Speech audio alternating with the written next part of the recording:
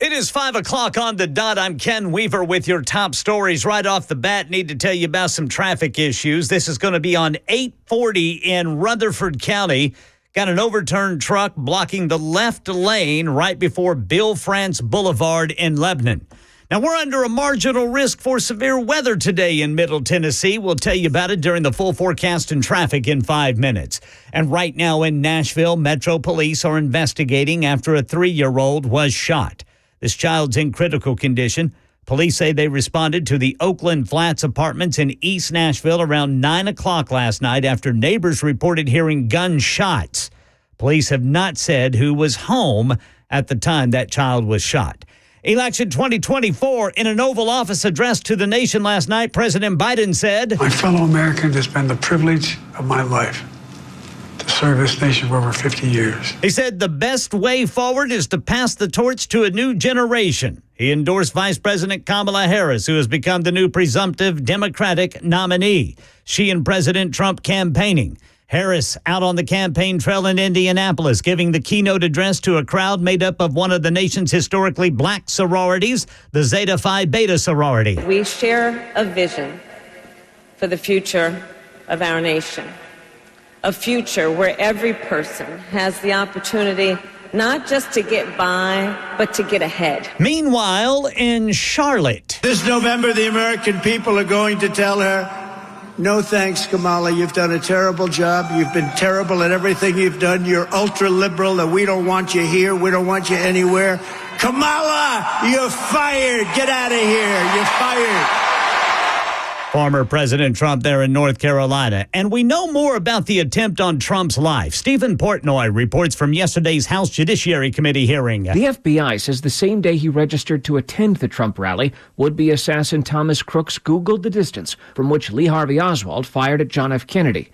And on that same day, a week before the shooting, Crooks spent about 20 minutes at the Butler, PA event site. FBI Director Christopher Wray tells lawmakers that agents are having trouble pinpointing a specific motive for the attack on Trump, in part because Crooks used encrypted messaging apps. Some of them we may never get access to because of the encryption issue. Market Numbers Report brought to you by Beacon Capital Management. Online at beaconcm.com. Here's Daria Albinger. Just don't do it. Don't look at your 401k statement because you're probably not going to like what you see after stocks went into a mid-week freefall. The Dow plunged 504 points, the S&P dropped 129, and the Nasdaq got hammered, falling 655 points. Futures ahead of the opening bell on Wall Street this morning. Dow futures up 64, S&P down 3, Nasdaq down 34. That's the latest news. Traffic and weather next. I'm Ken Weaver, WTN News.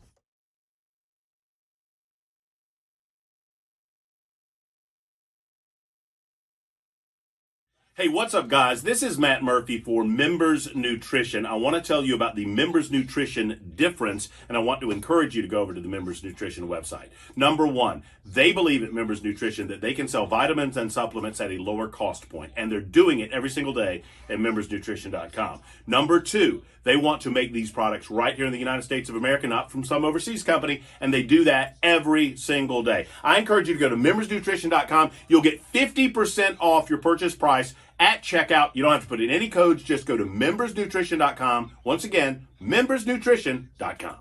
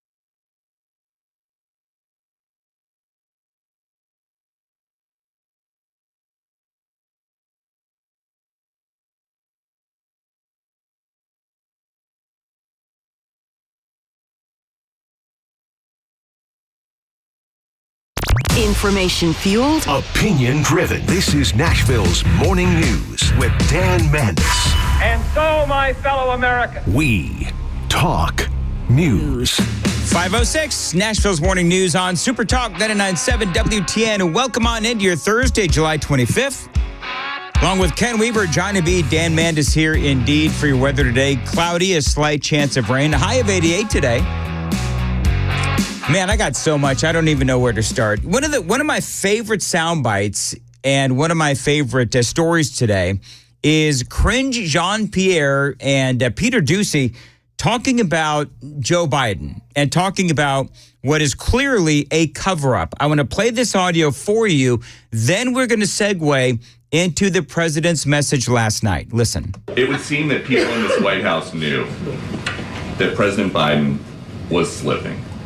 And it was hidden from the American people. So who ordered White House officials to cover up a declining president? I know that that is a narrative that you love. And No, wait, 10 days. hold on. He did a press conference at NATO. I'm in it. There's all these things that I need to finish. And then 10 days later, I'm dropping out. Okay, wait, you're asking me like multiple questions here. Let me, wait.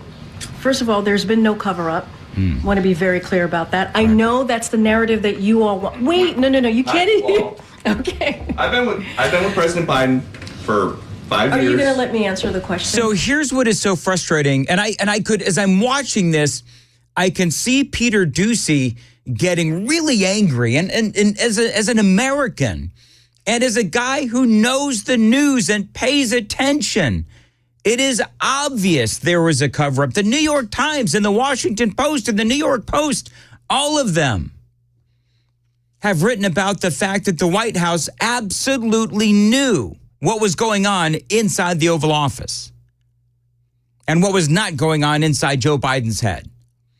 You've got all of the video evidence, because Cringe Jean-Pierre, she's like, well, I know that's the narrative that you like. No, that's what we see. You do have all of that video evidence. Joe Biden getting lost on stage, calling out for dead congresswomen, his overall wandering and looking lost, having to be rescued by Obama, leaving the stage, the terrible debate performance. The American people saw all of that. And so as she is sparring with Peter Doocy, she's talking about how this is the narrative that you want out there. Well, no. It's not. It's what the American people actually believe happened inside the White House, that they knew this was going on with Joe Biden, yet they clearly, obviously denied, and covered it up. Would you at least admit that the debate was not just a bad night? Wait, can I answer the question? Yes. All right. Are you sure? Yes. Okay. To your first question, it is not a cover-up. I know that is the narrative that you all want. Again, it is not. With the narrative. I'm going to say this again, and you're going to hear directly from the president. I hope you listen tonight. I think it's going to be incredibly powerful and important. The Oval Office, presidents, as you know, when they make speeches from the Oval Office, it's because there are important moments that they want to directly make sure that the American people hear from them. And it's obviously going to be done in prime time. I would listen to the president. All right. So we listened to the president. What'd you think of his speech last night from the Oval Office? The teleprompter won, and Joe Biden lost. He garbled the message. He clearly was having a hard time. I don't know if he was having a hard time swallowing or what it was, but I believe that he had a hard time. Now, one of the questions that a lot of folks are asking is, was that message, was that speech, was it taped or was it live? A lot of people were asking that question. I don't know. If that was taped and that's the best that he could do, then that is really scary. Because it was not a good speech. It was not nearly what I would say cohesive. And he stuttered and bumbled all over the place. Joe Biden did. So when Kamala Harris says, watch the president tonight. Watch the president tonight. Now, just a little background on this. I'll tape things and then I speed through and I'll grab the sound bites that I want to grab. But this morning, I actually sat down and I watched the entire thing, just like a lot of you did. And when you stop and you watch it and you listen to the halting, you listen to the stumbles, you listen to the gravelly voice, you listen to the difficulty in President Biden being able to simply read the teleprompter. And it is obvious that there is clearly, as we all know, and I don't even have to go on and on about this, the president is having a lot of issues. And so when Cringe Jean-Pierre says, well, just watch him tonight, just like Joe Biden said years ago, watch me. We've been watching. The Democrats were watching, and they basically have now kicked you out of office.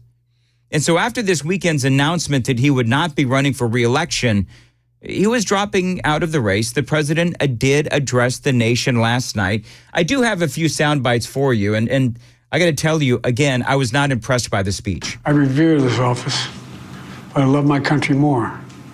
It's been the honor of my life to serve as your president. But in the defense of democracy, which is at stake, I think it's more important than any title. You know, it is interesting that he's still using the democracy is at stake line, since the Democrats literally forced him out in what can only be described as a coup. A president elected in one term, then wins the primary for a second term, only to be forced out by his own party. He also said something else along those same lines that I believe is rather ironic. The great thing about America is here, kings and dictators do not rule. The people do. Really? Okay.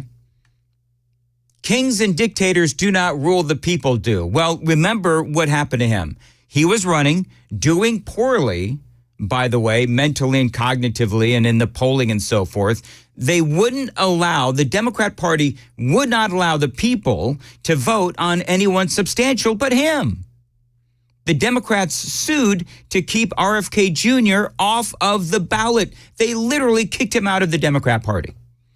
So then Joe Biden wins the primary, voted on by the people, I'm air quoting, and then the power brokers in back rooms installed Kamala Harris. So no, in the Democrat Party, their leaders are no longer chosen by the people. And so then the question is, what's next? I'll keep calling out hate and extremism. Make it clear there is no place in America for political violence or any violence ever, period. Except if you're in Washington, D.C., and you are a pro-Hamas supporter, because that is what was going on yesterday in Washington, D.C., where you had all of these pro-Hamas supporters, anti-Israel, pro-Hamas supporters. Have you heard what they've done? Did you hear what happened yesterday? Coming up, I'm going to tell you with example as to how absolutely vile and disturbed these people can be. In our nation and in our nation's capital, where Joe Biden says no violence is acceptable, it is clear that the Biden administration does accept violence from pro-Hamas supporters. It is 5:15 on Super Talk 99.7 WTN. Time to check the roads.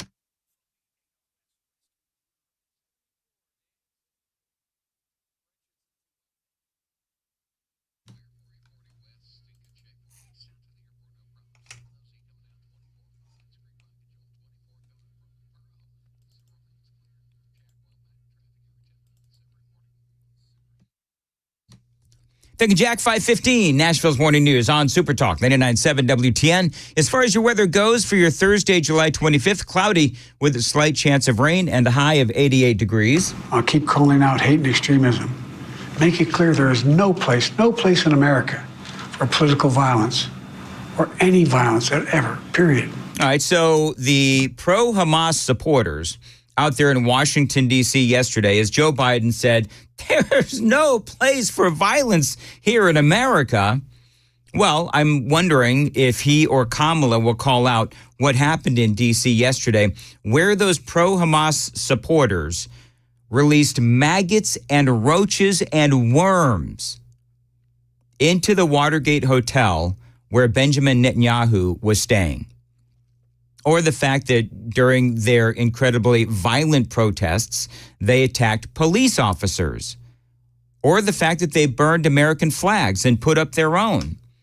You think Joe Biden will talk about that? No. You think Kamala Harris will talk about that? No? Okay. Because that was pretty violent. I saw the video. That's pretty gross.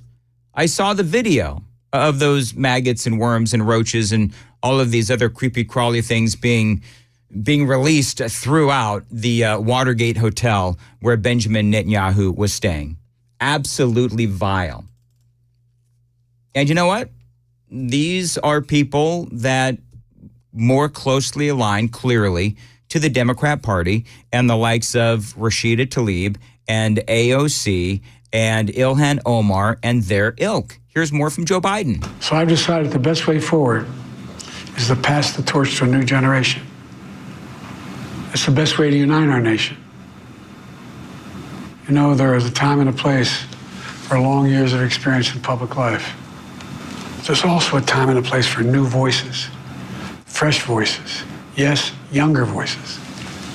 And that time and place is now. Well, and you'll notice that he used the term younger. I mean, clearly, with Joe Biden, it's not the age, it's the cognitive decline. Because, you know, Donald Trump, and this is what the Democrats are trying to do now, the little game that the Democrats are trying to play. Oh, all of a sudden, guy hit me up on, I think it was Twitter, and he says, hey, Mandis, how does it feel to have the oldest presidential candidate in the race? So stupid. And it's like, really? Is that what you've got? With the price of crap at the store and what's going on our southern border and crime in the streets and all of this pro-Hamas crap going down, is that really the hill that you want to die on? Okay. Knock yourself out, but you're only making yourself look stupid because that is an incredibly easy argument to defeat. Because the bottom line is Donald Trump, not only does he have all of his cognitive faculties, as far as I can tell, but he's also got scoreboard.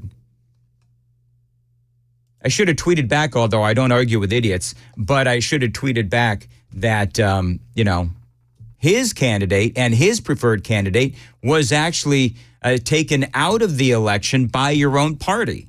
That didn't happen to Donald Trump. That happened to the Democrats. That happened to Joe Biden. That happened to a Democrat president.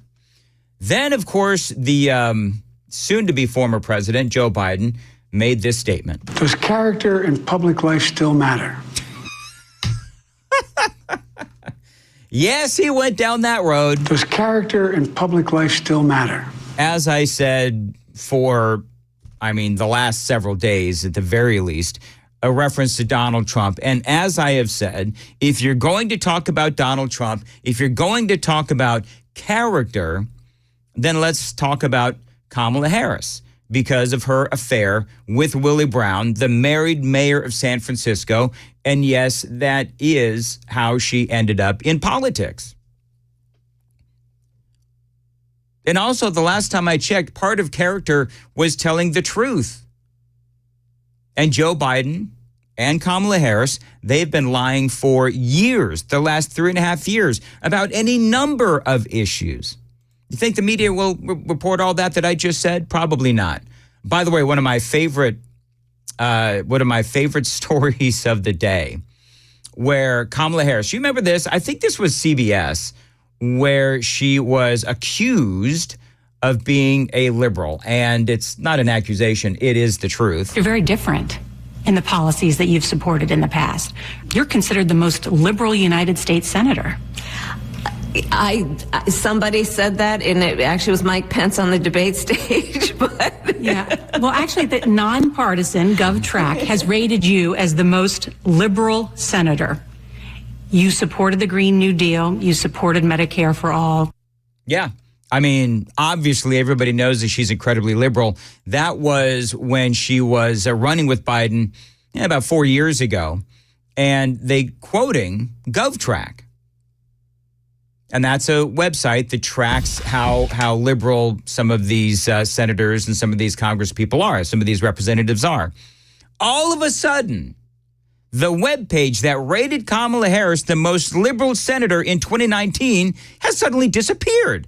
Holy cow. Isn't that crazy? Last night, 8:35.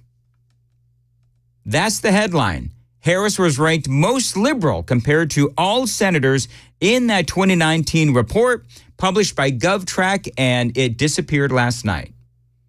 They say GovTrack, an organization that tracks congressional voting records, confirming to Fox News Digital it had removed a 2019 webpage that ranked Kamala Harris as that year's most liberal U.S. senator sometime within the last 2 weeks.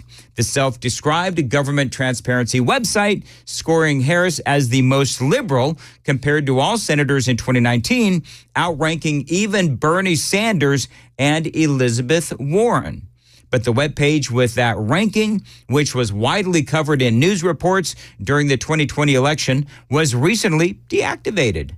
The link now displays a page not found message. The Internet Archive shows the page was deleted sometime between July 10th and July 23rd, with some on X claiming the page was still up on July 27th. Interesting, don't you think? 522 on Nashville's Morning News on Super Talk 99.7 WTN. By the way, the Super Text line is up and running. 615-737-9986. 615-737-WWTN. Also coming up, great speech from Benjamin Netanyahu. Benjamin Netanyahu had, as chaos was going on outside of Congress in Washington, D.C., Benjamin Netanyahu had a great speech on the inside. I've got some fantastic audio to play for you and a whole lot more straight ahead on Super Talk 99.7 WTN. Again, remember, the Super Text line is open, 615-737-9986. And Ken Weaver has the news coming up at 5:30. Ken, what's up? 3-year-old shooting victim, President Biden's explanation for quitting the race. Hear Vice President Harris and former President Trump on the campaign trail. In Money News, stocks tanked. And hear from one of the kids targeted by one of the hate groups marching recently in Nashville at 5:30 on Super Talk 99.7 WTN. The guaranteed offer is the easiest way to sell your home. It's really simple. We bring you an all-cash offer. You close in as little as 21 days. No home inspections, no lockboxes, no open houses. Go to markspain.com to get a guaranteed offer and start packing.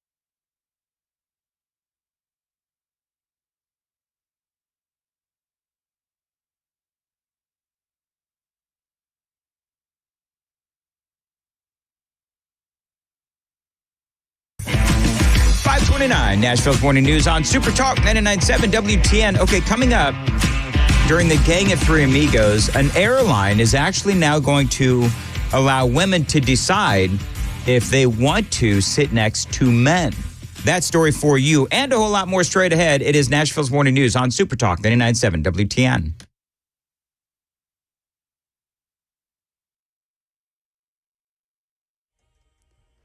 .5:30 on the dot. I'm Ken Weaver with your top stories. Showers today and through the weekend. And there's something else. The heat. We'll tell you about it during the full forecast and traffic in 5 minutes. Metro Police say a 3-year-old is in critical condition after an accidental shooting. They responded to the Oakland Flats apartments in East Nashville last night after neighbors reported hearing gunshots. Police have not said who was home at the time that child was shot. Election 2024, President Biden's explanation for why he's quitting the race. It's been the honor of my life to serve as your president. But in the defense of democracy, which is at stake, I think it's more important than any title. Yeah, so he endorsed Vice President Kamala Harris as the presumptive Democratic nominee. And she gave the keynote speech to a black sorority in Indianapolis yesterday. Do we want to live in a country of freedom, compassion, and rule of law, or a country of chaos, fear, and hate? Meanwhile, in Charlotte, North Carolina. She'll destroy our country if she's elected, so we won't let her be elected. We can't let that happen.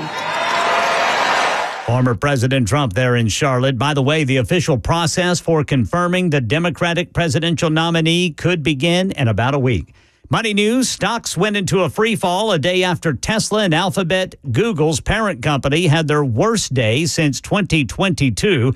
And back here in Nashville, one of the kids, a viral video seems to show are being targeted by a hate group demonstrating downtown, spoke to the media yesterday. We didn't do nothing to them. We was about to go home on our way home.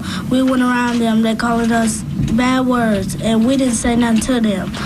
They just wanted to mess with black kids like us and just mess up our day and stuff. Now, the kids were part of a news conference called by Nashville State Rep Justin Jones, who's part of the calls for city and state leaders to do more to prevent hate groups from demonstrating in Nashville. That's the latest news. Traffic and weather next. I'm Ken Weaver, WTN News.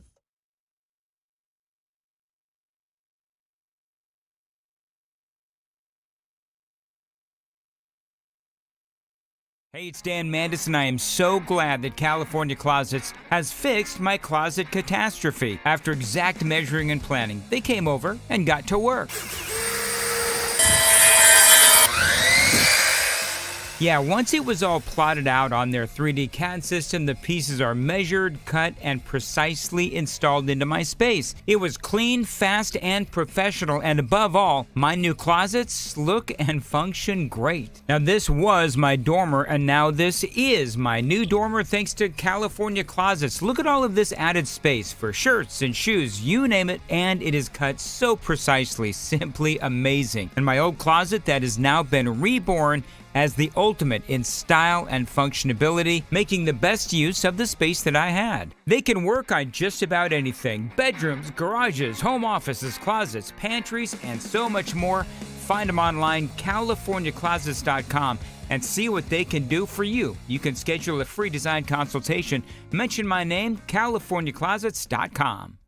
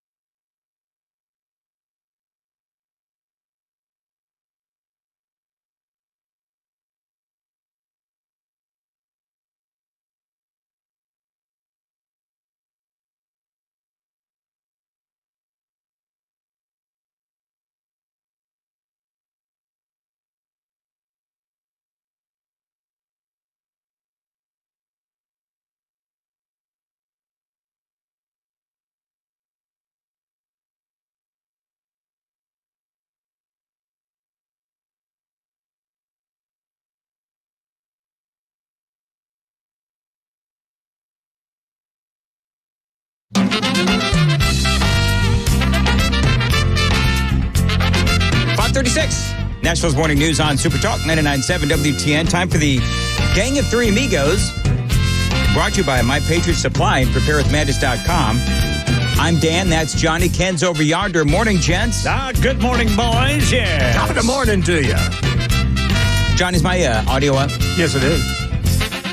So apparently, I totally missed this because I'd like to try to stick on the issues. Yeah. But apparently people are bashing President Trump, former President Trump, whatever, because he was mispronouncing Kamala Harris's name last night.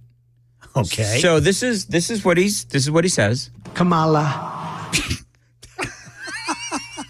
Kamala. He's doing it on purpose. Yes, he is. Well, I'm sorry, but they call him Hitler. Yes. Exactly. So, I mean, what's worse, being called Hitler or Kamala? Or even Orange Man. Or even Orange Man. That's, you know what? I'll take Kamala. Yeah. Kamala. That's another, that's a Trumpism. Well, you know, if you remember, George H.W. Bush kept getting criticized for calling Saddam Hussein Saddam. Turned out he was doing that on purpose. Yes. Yeah. This is like a psychological chess match. Exactly. You know? Well, it's hateful when Trump does it, though. Yes. It's just flat out hateful. It strikes fear and snowflakes everywhere. Yeah, it does. So I'm gonna save this and then Kamala. Because it is kind of funny. Like the way that he says it, it's just funny. Kamala. Put it right next to China. So what did you guys think about that speech last night? I mean, first of all, Johnny, do you think that it was taped or do you think it was live? Well, when I came in this morning, I heard young Jeff say that he said, you know, it's a possibility it could be taped. And I thought the same thing last night. I thought it was taped. It came across taped to me. It didn't seem live. Okay. I didn't watch it. You didn't? Well, it was a little late. Yeah. It was a little late. Now people are saying a couple of things, and I couldn't find it. But one person says that there was a moment where Biden got lost. Yes. And that somebody in an earpiece corrected him, and Biden actually said thank you to the person who. Yeah. Probably Obama. Yeah. Obama's down in his basement in his sweats, and he's, correcting Biden as he goes along. Joe. Some sort of a two-way. Joe. I guess the most consequential, no pun intended, thing to come from last night is, Biden announced he is going to try to reform the Supreme Court. Oh, yeah. What does that mean? Yes. Well, it means they want to stack the court. They want to dilute the conservatives that are on the Supreme Court. Now, how you do that, you need congressional approval, and you got to do all that kind of stuff. He's just throwing things out there. He's just throwing things out there to see if it sticks. Well, and two, the whole time he was doing his speech last night, I told my wife, it seems like he's having trouble understanding the speech. Yeah. Well, yeah. I mean, when he's speaking it, it's like he doesn't know what he's saying. Right. Like he's trying to understand what the speech is about. That's what it came across like to me. Well, it was full of contradictions. And it is so easily and I did it in the opening monologue, when he talks about character, it's easy to refute that. When he talks about, the truth is important, it's easy to refute that. I mean, to be perfectly honest, he makes it so easy.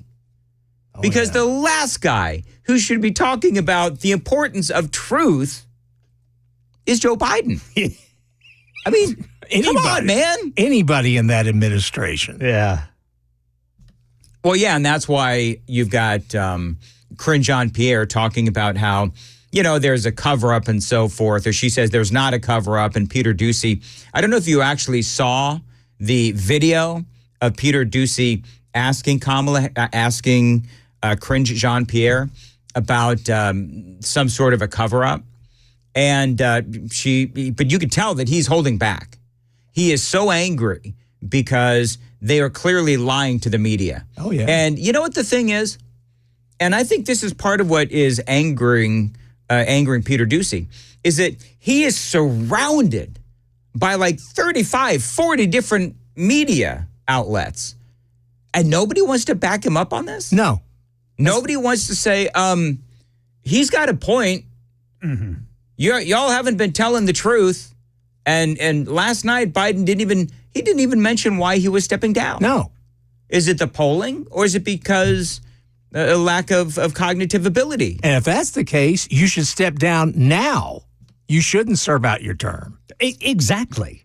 Now, he says this is his decision. Which I don't buy It's either. not. It is clearly not his decision.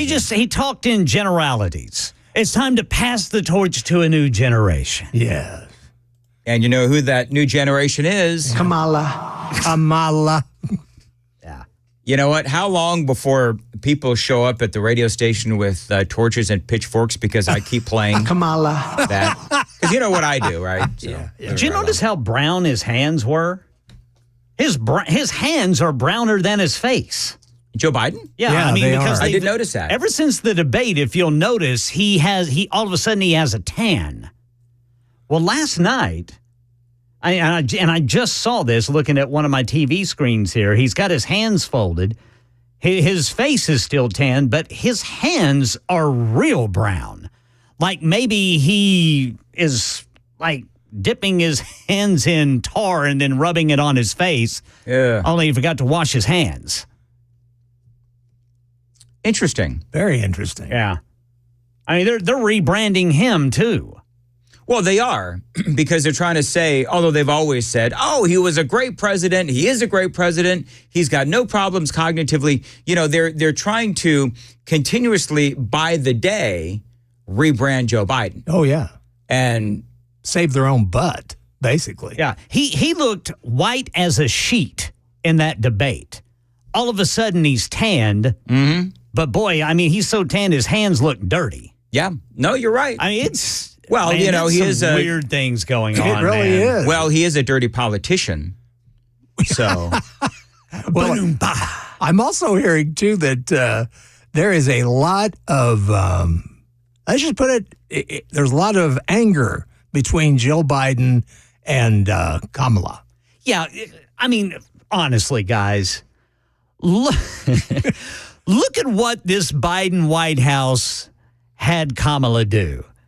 They made her in charge of immigration, which was a disaster. Do you know what I said? So they put it on her. Yeah. Do you know what I said, Ken? You're absolutely right. You know she's not happy. When this happened, and in the months and years that followed, I said, Joe Biden gave her an impossible task. Yes. And now they're trying to redefine, by the way, what her job was, but whatever. Right. So he gave her an impossible task, a no-win situation. I'm going to make you the border czar. Yeah.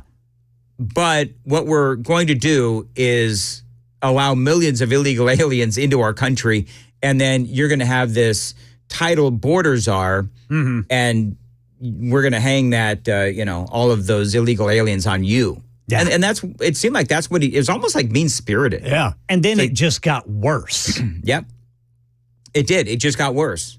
So, and people are also saying Biden's watch was on the wrong time. Yeah, didn't have the correct time on it. So perhaps it was taped. And if it was taped, it was, I just cringe. I just wonder how many times it took for them to record that thing, because it wasn't a good speech. No, in fact, one sentence, I wish I could remember it, but I looked at my wife and I said, what did he just say? That didn't make any sense. He had, I think, about 2 or 3 times where it was jumbled and it didn't make any sense. And so I guess I could put together a montage of all that, but it's just like, we know. Oh, yeah. You know what I mean? We've been covering this for 3.5 years. Yeah, it's like, so if people are just now realizing that there's a problem with Joe Biden, I can't help you. Where you been? Where you been? Well, here's one thing to watch, too. And I noticed this yesterday. Kamala is not going to take responsibility for the economy. She said during her speech in Milwaukee that it is her goal, to bring prices down. Her goal. Okay. Which admits She admits that this administration has put hardship on working men and women in this country, and she has no idea how to fix it. That statement right there alone, she takes responsibility for it. She doesn't want to talk about the economy or immigration. It is going to be all about hate. Well, that's going to be about misogyny. And abortion. And abortion. Abortion is the only thing that they have to run on. That is the only area where Republicans do need to be concerned. Because she can strike a tone there. Can I ask and this may be a question for the ladies, and maybe it's a delicate question, but how much does abortion impact most women these days with birth control? Well, and here's the thing. Is it overriding what is really hammering America right now, which is the inflation, economy, and immigration? Exactly. Right. I mean, you can't say, let me just kind of wrap all this together. Abortion was a far bigger deal in the 70s and the 80s. And then, of course, birth control came along. It became more advanced, and folks know how not to get pregnant, theoretically. And so it's not as big of a deal, perhaps, and I'm maybe asking the ladies out there, how big of a deal is the abortion issue to you? That doesn't necessarily impact every American. However, to your point, Ken, and it's a great one, the economy, the cost of things, inflation, crime, the border, illegal immigration, that does impact everybody. Right. I mean, her speeches on abortion, I think, are going to resonate with young women. But women who are actually having to pay their way, actually having to support their families, I don't think it matters that much to them, even if they are pro-choice.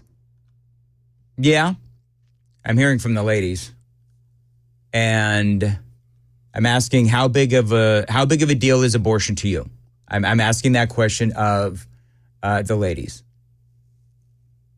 Inflation is far more important than abortion. People are against abortion, but see, that's not the question. No. I think we're all. I mean, as a conservative radio station, by and large, we have differing opinions on abortion, but by and large, we are against it. Right. Kamala is reaching out to those who are pro-choice. And her speeches, I think they will resonate with the younger crowd. But right now, the working man, the family man and woman, if you will, who have children that they're trying to raise, faces they've got to feed. Right. Abortion is not the top of the list right now, even if they are pro-choice. And Jay says, don't care about what any woman does. Abortion means 0% to her. And by the way, there's also a lie being told about abortion. Yes. Because all Trump did was send it back down to the states. And so if you've got a problem with your state's abortion laws, well, take it out on your state legislature. Take it out on your governor. He gave it to the states, and then whenever he was asked about, the so-called morning after pill or mifepristone, he said he's not going to touch it. Philip says, I don't care. I have my cats. This is why we can't have nice things like the text line, Philip. Basically, Kamala Harris I think what has happened here is you still have the same horrible record that you have to run on, that you're going to try to evade the past 3 years. But you've just got a better, more clearer mouthpiece out there to try to gaslight America. Well, and let's just be honest about this. What she's being used to push is Obama's fourth term. Yeah. That's all this is. However, he's still silent. Oh, he will be silent. Well, he wasn't silent in Joe's ear last night when he was giving him... I was going to say, Dan, publicly. Well, I'm talking about, I don't know if he likes Kamala as the choice. We don't know yet. No, if Barack Obama liked Kamala Harris, he'd be all over it. He would be all over it, and he'd be out on the campaign trail. But he was calling for a process to find the right candidate, as opposed to praising Kamala Harris. Right. So I guess George has come out for it, though, hasn't he? Oh, yeah. George Clooney? I think so. Oh, yes, I'm sure. All of Hollywood has. Yeah, well, I guess Obama won't be coming over for dinner now. All right, so there's an airline. Moving on. There's an airline that has now decided that they are going to give women the choice as to whether or not they want to sit next to a man. All right. Now, apparently, men are not being given the choice about whether or not they want to sit next to a woman. I'm going to tell you, if Kamala wanted to sit next to me, I'd say no. Hey, Anyway. two people you don't want to sit together on a plane, Billy Ray Cyrus and his daughter Miley. Why's that? Oh, my goodness. What happened? Well, Oh, my goodness. apparently there is a scandal brewing in the Cyrus family. There has been a recording leaked where Billy Ray Cyrus refers to his daughter as the devil child and as a skank. Goodness. His own daughter. And plus he talks about his recently departed wife as far as departing his life. Yeah, they got divorced. Yeah, seven, got divorced. 7 months in. Yeah, 7 months in. Also saying horrible things about Miley's mother. And that recording is apparently really vile. Yes, they say it's very. So did somebody do it on purpose? I'm sure. Oh, of course. Somebody didn't like him. See, that's private. That's Yeah, that private, is private stuff. That should be private. But I don't understand. I understand parents that get frustrated with their kids. We all do. Yeah. But even in my frustration with my kids, I've never called them names. I never called them. And I never have said, I wish I'd never had kids. I've heard people say that. No, I mean, there is a line with your kids, even as adults, and because, my kids are adults, and Riker's 10. But there are certain things that you just don't say as a decent human being. No. Now, sometimes you do have relationships with your adult children that are simply unsalvageable. Right. For whatever reason, they're unsalvageable, whether it's politics, whether it's family dynamics. And then as the parent, and this is a whole different topic, but then as a parent, you need to decide how you handle that and what you choose to say to your perhaps young but adult child. And you have to make the decision as to whether or not you want to be the bigger person. And I believe that the right decision is to be the bigger person and say, you know what? I love you. And if you choose to disconnect over whatever reason, I love you. I'm always here for you if you want to come back into my life. Because that way, as the parent, if something horrific happens to your child, at the very least, you know that you tried to reconnect. Well, maybe they already have since somebody released this audio. And remember, too, to Billy Ray Cyrus and parents like this, the children didn't have a choice in coming into this world. You did have a choice. Yeah. I still don't think somebody should have put that out. I think that's private. They shouldn't have. It's private. Yeah, it is. And it's hurtful. That's all it's doing is hurting people. Well, and it's certainly not going to help the situation between Billy Ray and the family. No. It's just like with the Judds.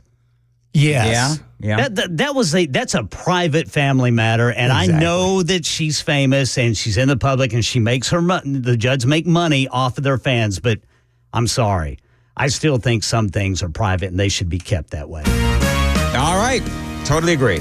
And on that note, 5:54, Ken Weaver, what's coming up in the news? Well, we had a sad story in East Nashville. We've had an accidental shooting. It involves a toddler. We'll give you details on that. Let you hear from the Oval Office and the campaign trails at 6 on Super Talk 99.7 WTN.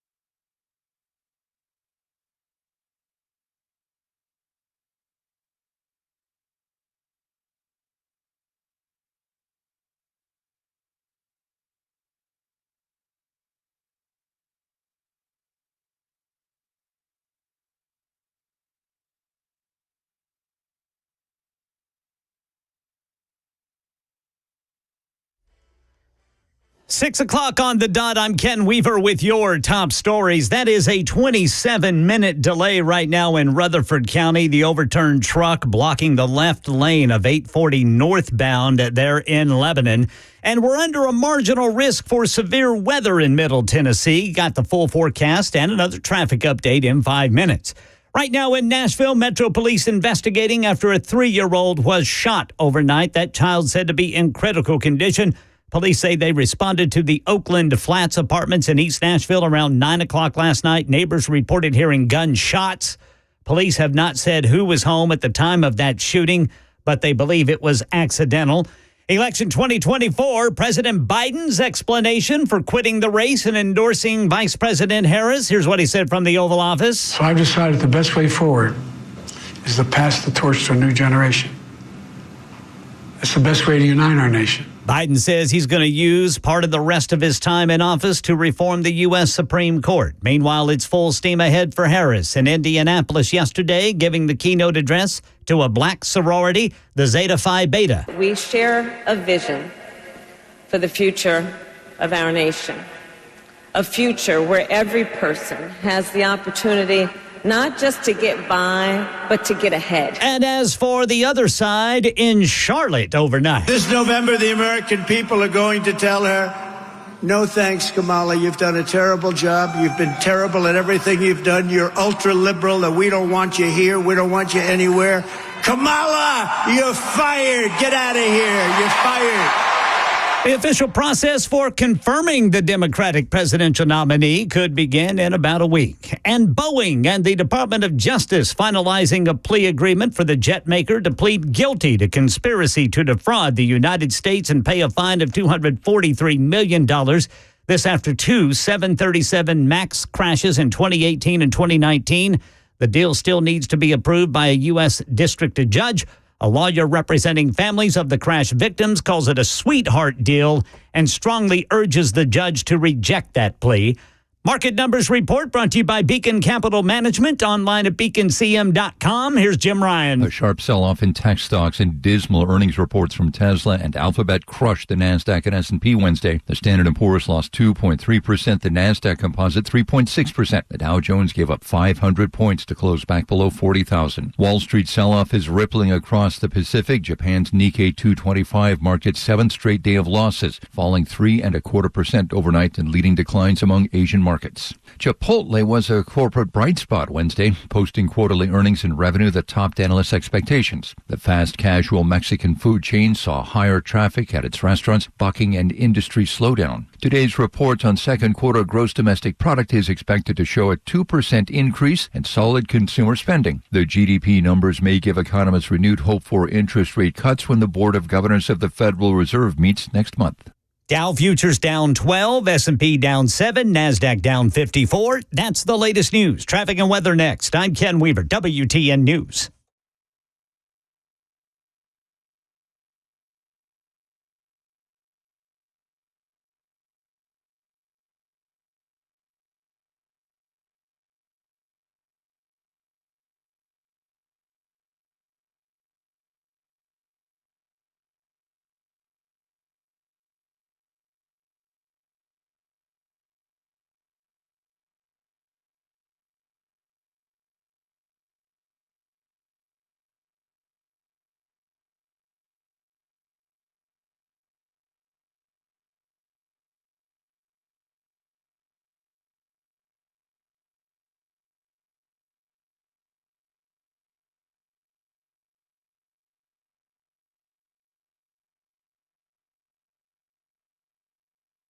Hey, it's Dan Mandis, and I am so glad that California Closets has fixed my closet catastrophe. After exact measuring and planning, they came over and got to work.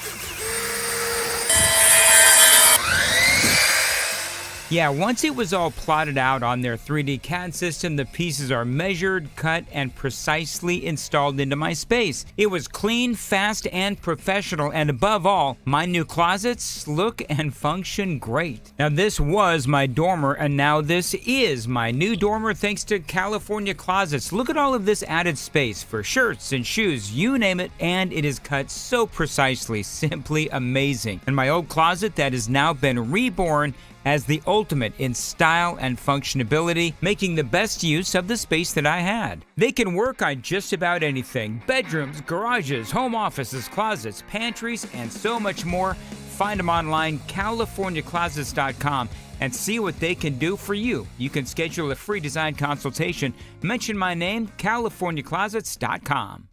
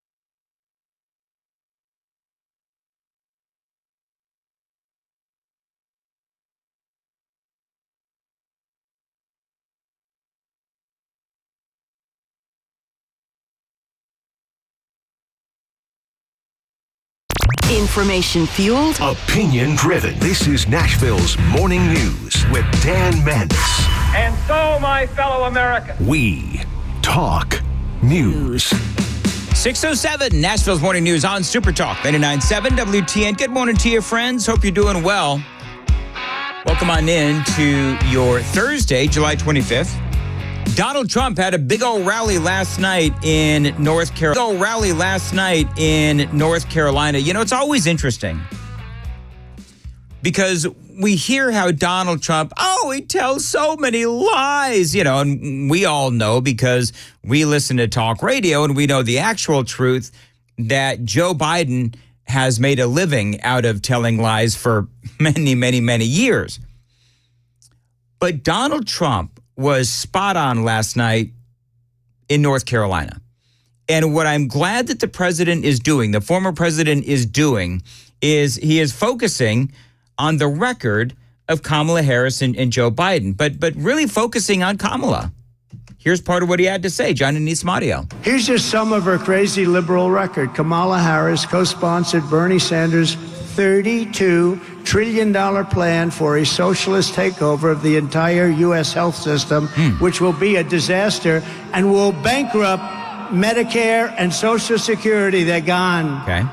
And remember, Social Security is going to be gone anywhere if we're not elected, because they're putting all of these millions of people that are pouring into our country, they're putting them into Social Security, Medicare, schools, hospital. All right, so is that one of those lies that Donald Trump is always telling about Kamala Harris? And, is this one of those, what do they say? He tells 900 lies or whatever it was. Well, here's the proof that Kamala Harris actually did say that she advocated for putting illegal aliens onto the healthcare system here in America. I'm never going to be in favor of a policy that denies people access to public health, public safety, or public education based on their immigrant status. All right, so that was not a lie. You just heard the audio. She approves of giving illegal aliens health care. And on your dime, by the way.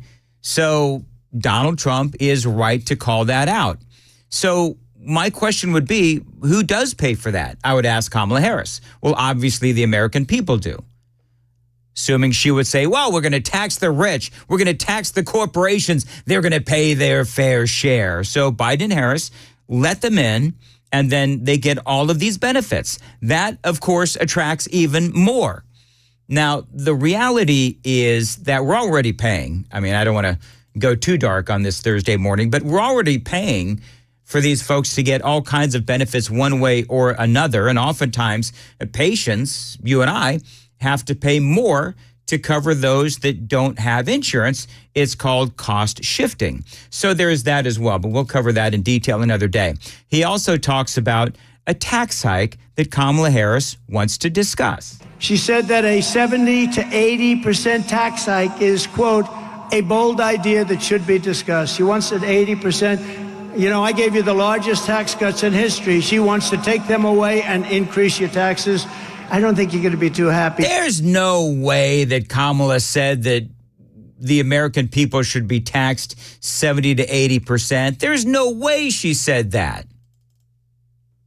Did she? Alexandria Ocasio-Cortez is new darling of the party. She officially has more Twitter followers than Nancy Pelosi. She was on 60 Minutes this weekend, proudly calling herself a radical. And she's promoting policies like saying that every single carbon emission in the country, every car, should be eliminated within the next 11 years, everything from a 70 to 80% tax rate. Do you agree that she could possibly, in this ideology of the socialist left, could splinter your party? No. You know, I think that she is challenging the status quo. I think that's fantastic. And I think that she is introducing bold ideas that should be discussed. Wow. So you want to discuss the tax rate 70, 80%? So Trump is 2 for 2 on that. It is critically important that in this election year, we define the very clear differences between Donald Trump and Kamala Harris. Because it is a presidential election, and yes, I'll go ahead and say it, the most important presidential election of our lifetime. I know we say that every time, but this time we mean it. I was reading a talk radio thing the other day, and one of the pieces of advice from these talk radio gurus, and I'm putting that in air quotes, is that talk radio, there's a lot of people coming into talk radio right now, and it's a good thing for talk radio. The guy was talking about, well, you know, you can't have all of these new people tuning into talk radio, and it can't be just all Kamala sucks all the time. You can't just be saying all the time, Kamala's terrible, Kamala's terrible, Kamala's terrible, because how are you then going to keep all of these new listeners? Well, I would say to those talk radio gurus that the way that we keep those listeners, those new listeners, is by presenting to them the truth. Because isn't that really what people want, is the truth? I'm not going to pull back on my criticisms of Kamala Harris because I want to keep the new listeners that have perhaps come into Nashville's morning news. If they like what they hear, outstanding. If they don't like what they hear, then go away. But my whole point is that we in talk radio need to clearly define the differences between Trump and Kamala Harris. That is what we're supposed to do, is find the truth. Donald Trump talked about Kamala Harris, the border czar. As border czar, Kamala threw open our borders and allowed 20 million illegal aliens to stampede into our country from all over the world. I mean, can we just be honest? There really is nothing to fact check here. She and Biden, they really haven't done anything to stem the flow. And don't forget, by the way, with Kamala Harris and that wide open border that, of course, continues and will continue if she's elected president, that she also lied to the American people. The border is secure. Remember that? So we can all quibble over what Biden did do, what he could have done, what he didn't do. We can all talk about all of the things, all of the mistakes that Joe Biden has made with the southern border. We can also talk about how they weren't mistakes. They were literally importing an entirely new voting bloc. We can talk about that. We can talk about what the Republicans did. We can talk about what the Democrats did. We can talk about what Trump did. We can talk about executive orders. But at the end of the day, the gaslighting of America, the border is secure, is something that all Americans should never forget. And so when Joe Biden is out there saying, oh, like last night during his speech, oh, character matters. Doesn't character matter to America? Well, then my question back to Joe Biden and Kamala Harris would be, is truth and telling the truth part of character? The border is secure. Because if so, well, then I would make the argument, and I think rather effectively, that Kamala Harris lying to the American people, gaslighting the American people. The border is secure. Has very poor character. And then we can go down the road of her affair with the mayor of San Francisco. That is how she got her start into politics. He was married, Willie Brown, and she had an affair. He then gave her access to donors and positions and the rest of that. So please, Joe Biden, tell us more about the importance of character. 6:16 on Nashville's Morning News. Time to check the roads.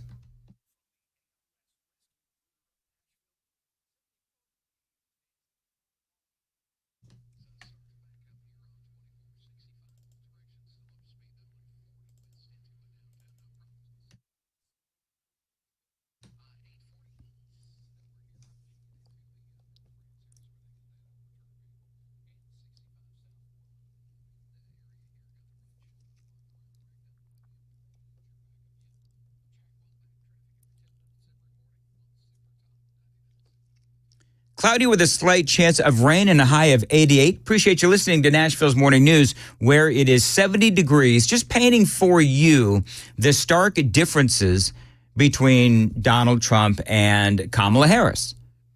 Because let's face it, there's a lot of people who actually don't know a lot about Kamala Harris, and that is why the media is trying to rebrand Kamala Harris. That was a conversation we had a couple of days ago. Now it is your job as an American as we approach Election Day, November 5th, but early voting is important, that you understand the differences between Donald Trump and Kamala Harris. Now, the media will tell you that, Donald Trump is lying about Kamala Harris. He's always lying. He's the liar in chief and all of these other things. So I'm just telling you that when it comes to Kamala Harris and what the former president said last night in North Carolina, the man is speaking the truth. As vice president, she cast the tie-breaking votes that created the worst inflation in a half a century, decimating middle-class families and hurting very badly, as you know, all people in North Carolina. Right. So here's the story behind that.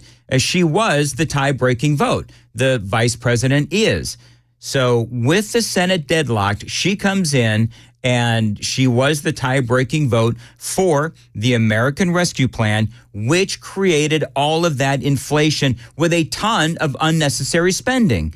And then she also cast the tie-breaking vote in the Senate for the Inflation Reduction Act, which, of course, as everyone knows, didn't really reduce inflation. Eventually, inflation itself did cool down, but prices are still really high on a lot of items. And yeah, Joe Biden and Kamala Harris did that. And so Trump, I liked what I heard last night in what I did hear of the speech. And, you know, one of the things that he said is he's tired of being a nice guy. He's through being a nice guy. And he really is going to, it sounds like, take the gloves off. But this November, the American people are going to tell her, no thanks, Kamala. You've done a terrible job. You've been terrible at everything you've done. You're ultra-liberal, and we don't want you here. We don't want you anywhere. Kamala, you're fired. Get out of here. There you go. Donald Trump.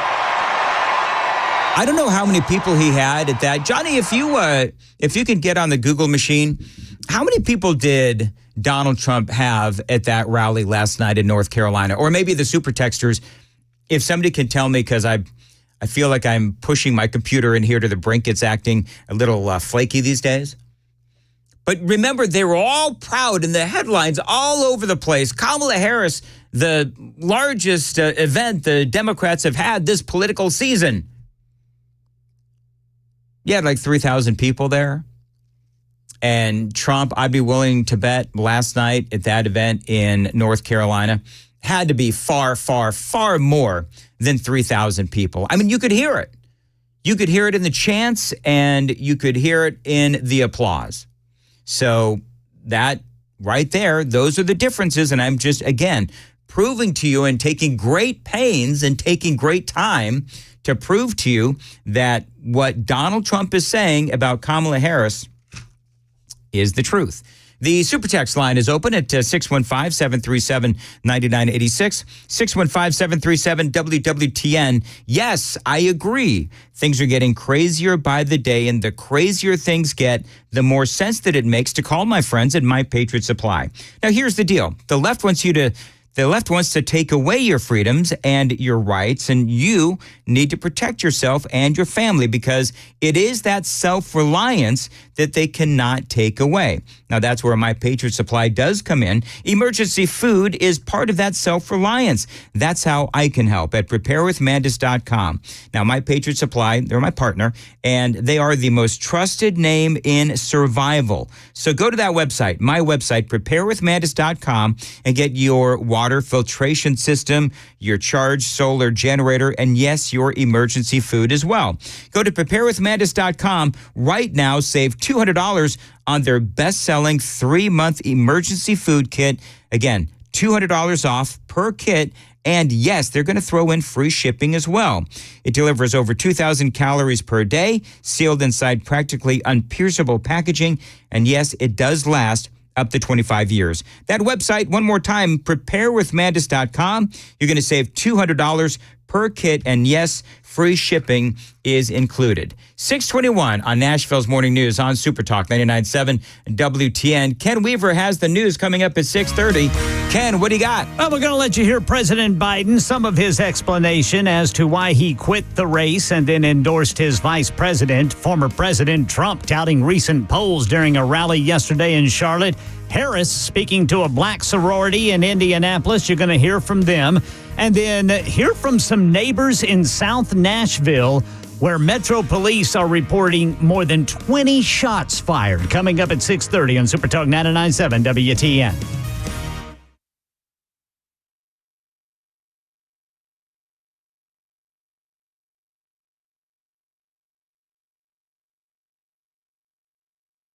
Hey, what's up, guys? This is Matt Murphy for Members Nutrition. I want to tell you about the Members Nutrition difference, and I want to encourage you to go over to the Members Nutrition website. Number one, they believe at Members Nutrition that they can sell vitamins and supplements at a lower cost point, and they're doing it every single day at membersnutrition.com. Number two, they want to make these products right here in the United States of America, not from some overseas company, and they do that every single day. I encourage you to go to membersnutrition.com. You'll get 50% off your purchase price at checkout. You don't have to put in any codes. Just go to membersnutrition.com. Once again, membersnutrition.com.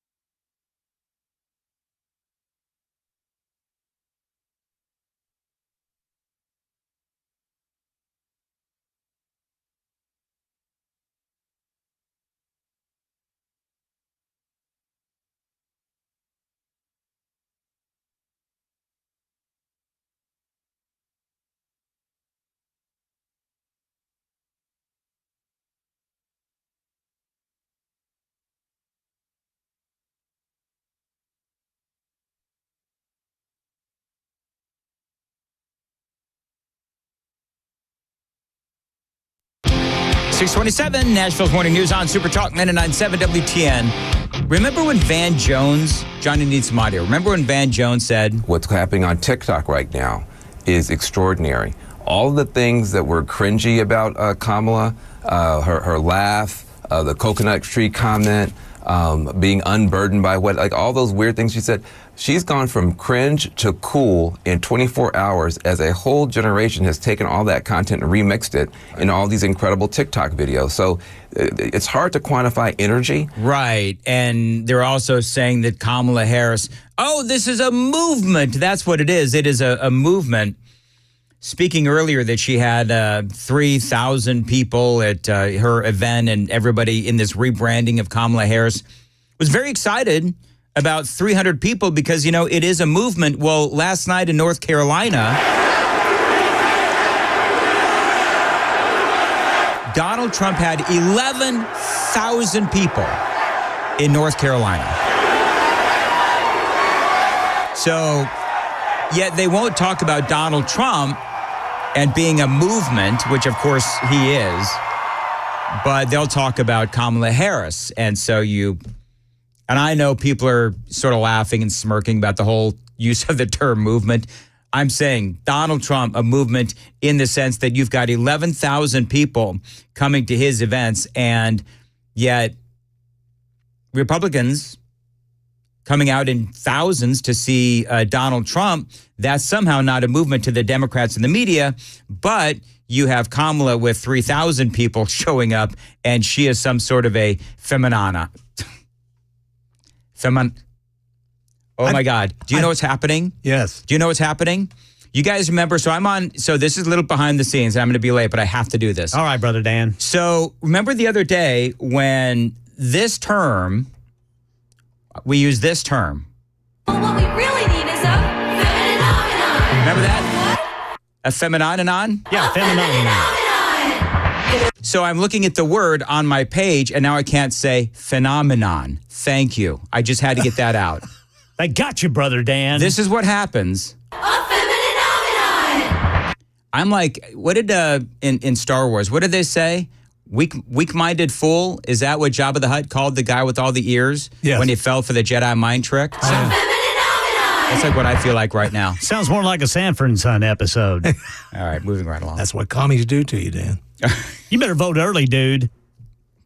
And often. They're getting to you, Brother Dan. Early and often. All right, Johnny, we're going to go to Ken on Super Talk 99.7 WTN.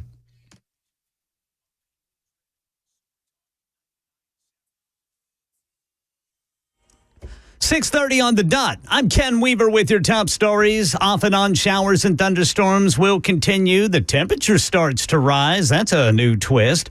Tell you about it during the full forecast and traffic in 5 minutes. Metro Police say a 3-year-old is in critical condition. They responded to the Oakwood Flats apartments in East Nashville last night after neighbors reported hearing gunshots. Channel 4 says children had been playing with a gun. Police say it went off and hit the child. They have not said who was home at the time that child was shot or whether charges will be filed. Election 2024 from the Oval Office. President Biden says he quit the race because he says it's the best way to unite his party. There is a time and a place for long years of experience in public life. There's also a time and a place for new voices. Yeah, he endorsed Vice President Kamala Harris, who has become the presumptive Democratic nominee. She gave the keynote speech to a black sorority in Indianapolis yesterday. When we organize, mountains move. When we mobilize, nations change. Former President Trump touted recent polls during his rally in Charlotte. We're not just leading against Kamala, we're also leading against everyone, including big leads right here in the great state of North Carolina. We have a big lead. Official process for confirming the Democratic presidential nominee could begin in about a week. And here in Nashville, Channel 4 says people on Battery Lane in the Oak Hills area are on edge after Metro Police said 20 shots were fired yesterday morning. It sounded like someone was coming through my door. Lulu and I were getting ready to walk out, and I immediately grabbed my firearm and clear my own house. Police say they're looking for 2 suspects who broke into that man's neighbor's home, shot an 18-year-old, and then took off. The teenager knows the suspects, and he is expected to survive. That's the latest news, traffic, and weather next. I'm Ken Weaver, WTN News. Thank you, Ken. Dan Mandis here. It is an election year. I bet you're wondering if you're invested for the future. You've got to check in with my buddy Paul Winkler. Now, he can give you all of the answers that you need. Paul has been on the radio here in Middle Tennessee for nearly 20 years. He and his team have all been former investment brokers and insurance agents. One was even a securities attorney who worked for a big financial company. They know the world of investing inside and out. They are ready to put that knowledge to work for you. Check out Paul and his entire team at paulwinkler.com. Now, these folks are fee-based. In other words, no commissions, which means they're not trying to sell you something. They want to teach you how to relax about money. So call them at 615-851-1950. Tell them Dan told you to reach out. 615-851-1950. paulwinkler.com.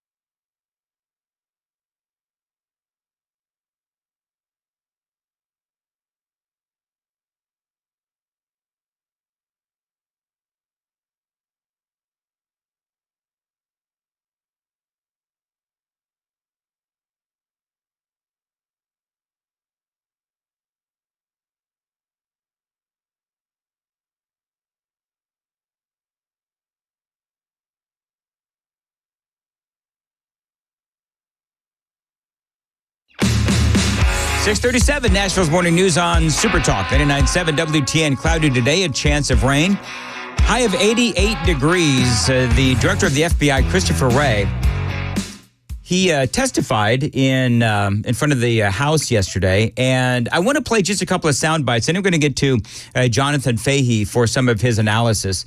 This is the exchange that really got a lot of attention yesterday. Matt Gaetz was asking the director of the FBI, who exactly is running this country anyway? He was talking about his meetings with President Joe Biden, referencing his cognitive decline. So when did you notice his decline? In my interactions, in my role, all my interactions with the current president have been completely professional. Right, but I mean the cognitive decline. Again, I don't meet with him very often, but what you're describing is not something that I've observed during my interactions with him. I mean, we've had it observed so often that the ranking member and Mr. Schiff on this committee have said that he could no longer continue as a candidate. And so, since you're the FBI director, I was just sort of wondering, like, who's running the country? I mean, you can kind of tell with Matt Gaetz, and you can tell by the look on his face and in his voice that it's clear he's not buying what Director Wray is trying to sell. Like, is Biden up to it? And if he's not up to it, and you're a guy who's been regularly briefing him, like, who's been in on this conspiracy to hide the real Joe Biden from all of us for years? It never occurred to you that this guy wasn't up to it in all these briefings you did? As I said, my briefings with the president have all been completely fine. Were they between 10 a.m. and 4 p.m.? He's asked questions. There hasn't been anything of note in the area that you're talking about. Yeah, did you ever have to brief him before 10 a.m. or after 4 p.m.? We hear those are his good hours. At this point, Ray is actually kind of giggling or laughing. I've certainly times that I have briefed have included outside those hours. And Gaetz wasn't letting up. And it's obvious that, I don't know what Christopher Wray has experienced. I don't know what he's seen.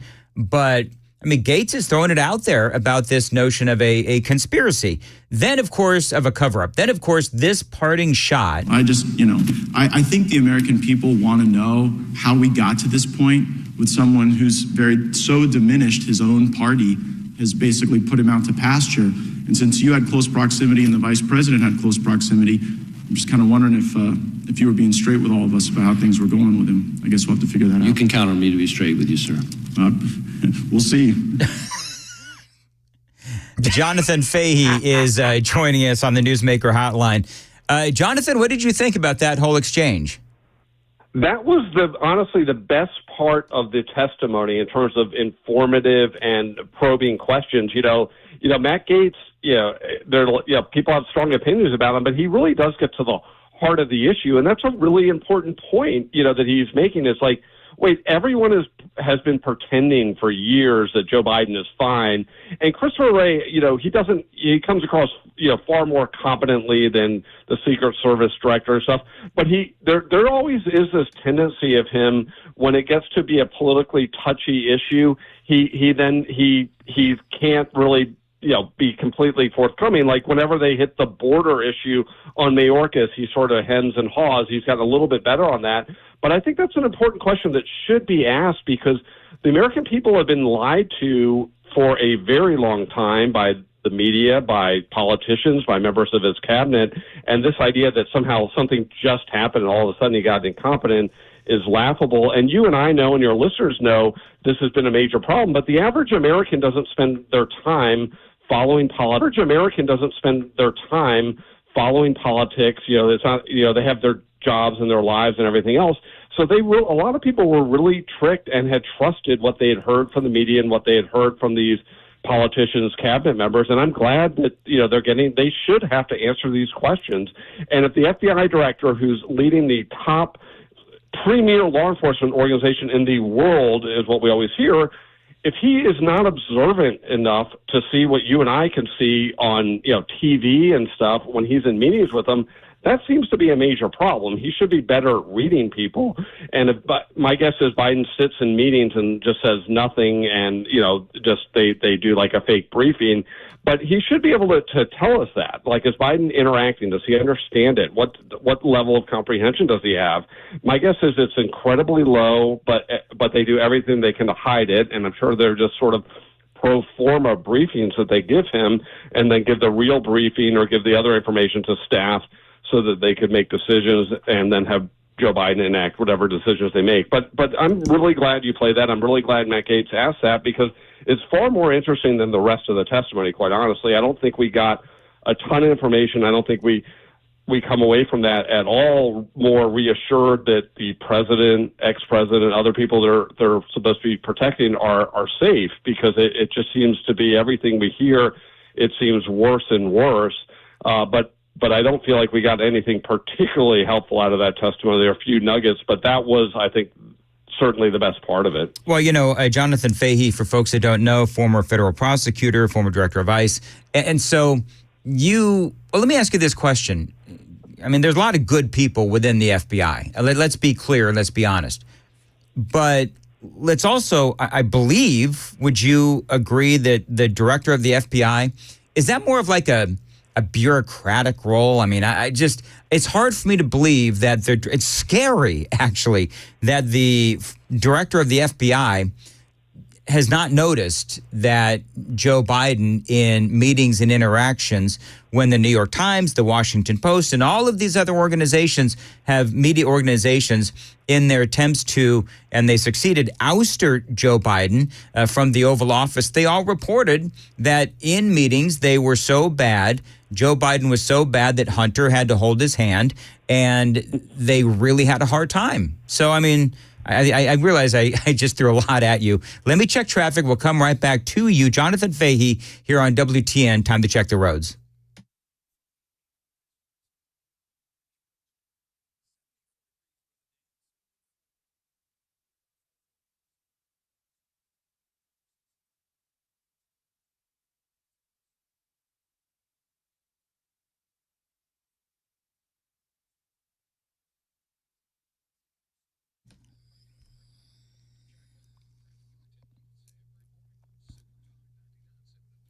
Thank you very much. 6:45 today, cloudy, a slight chance of rain. A high of 88 and right now 74 at WTN. So Jonathan Fahey, again, the role of the director of the FBI, how scary is it that he is either lying when he says that he didn't notice Biden having problems, or that he didn't notice? I mean, I don't know which is worse, that he's lying about it or that they truly didn't notice.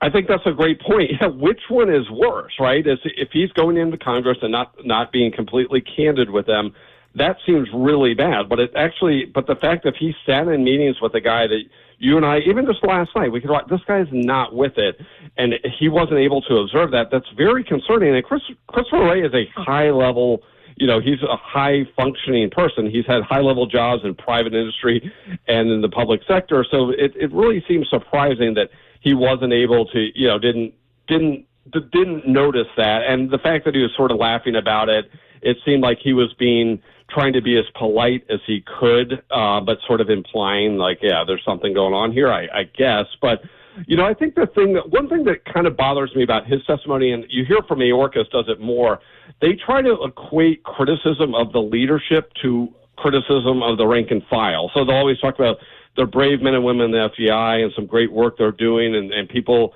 law enforcement officers getting shot in the line of duty, which I'm glad he cares about that.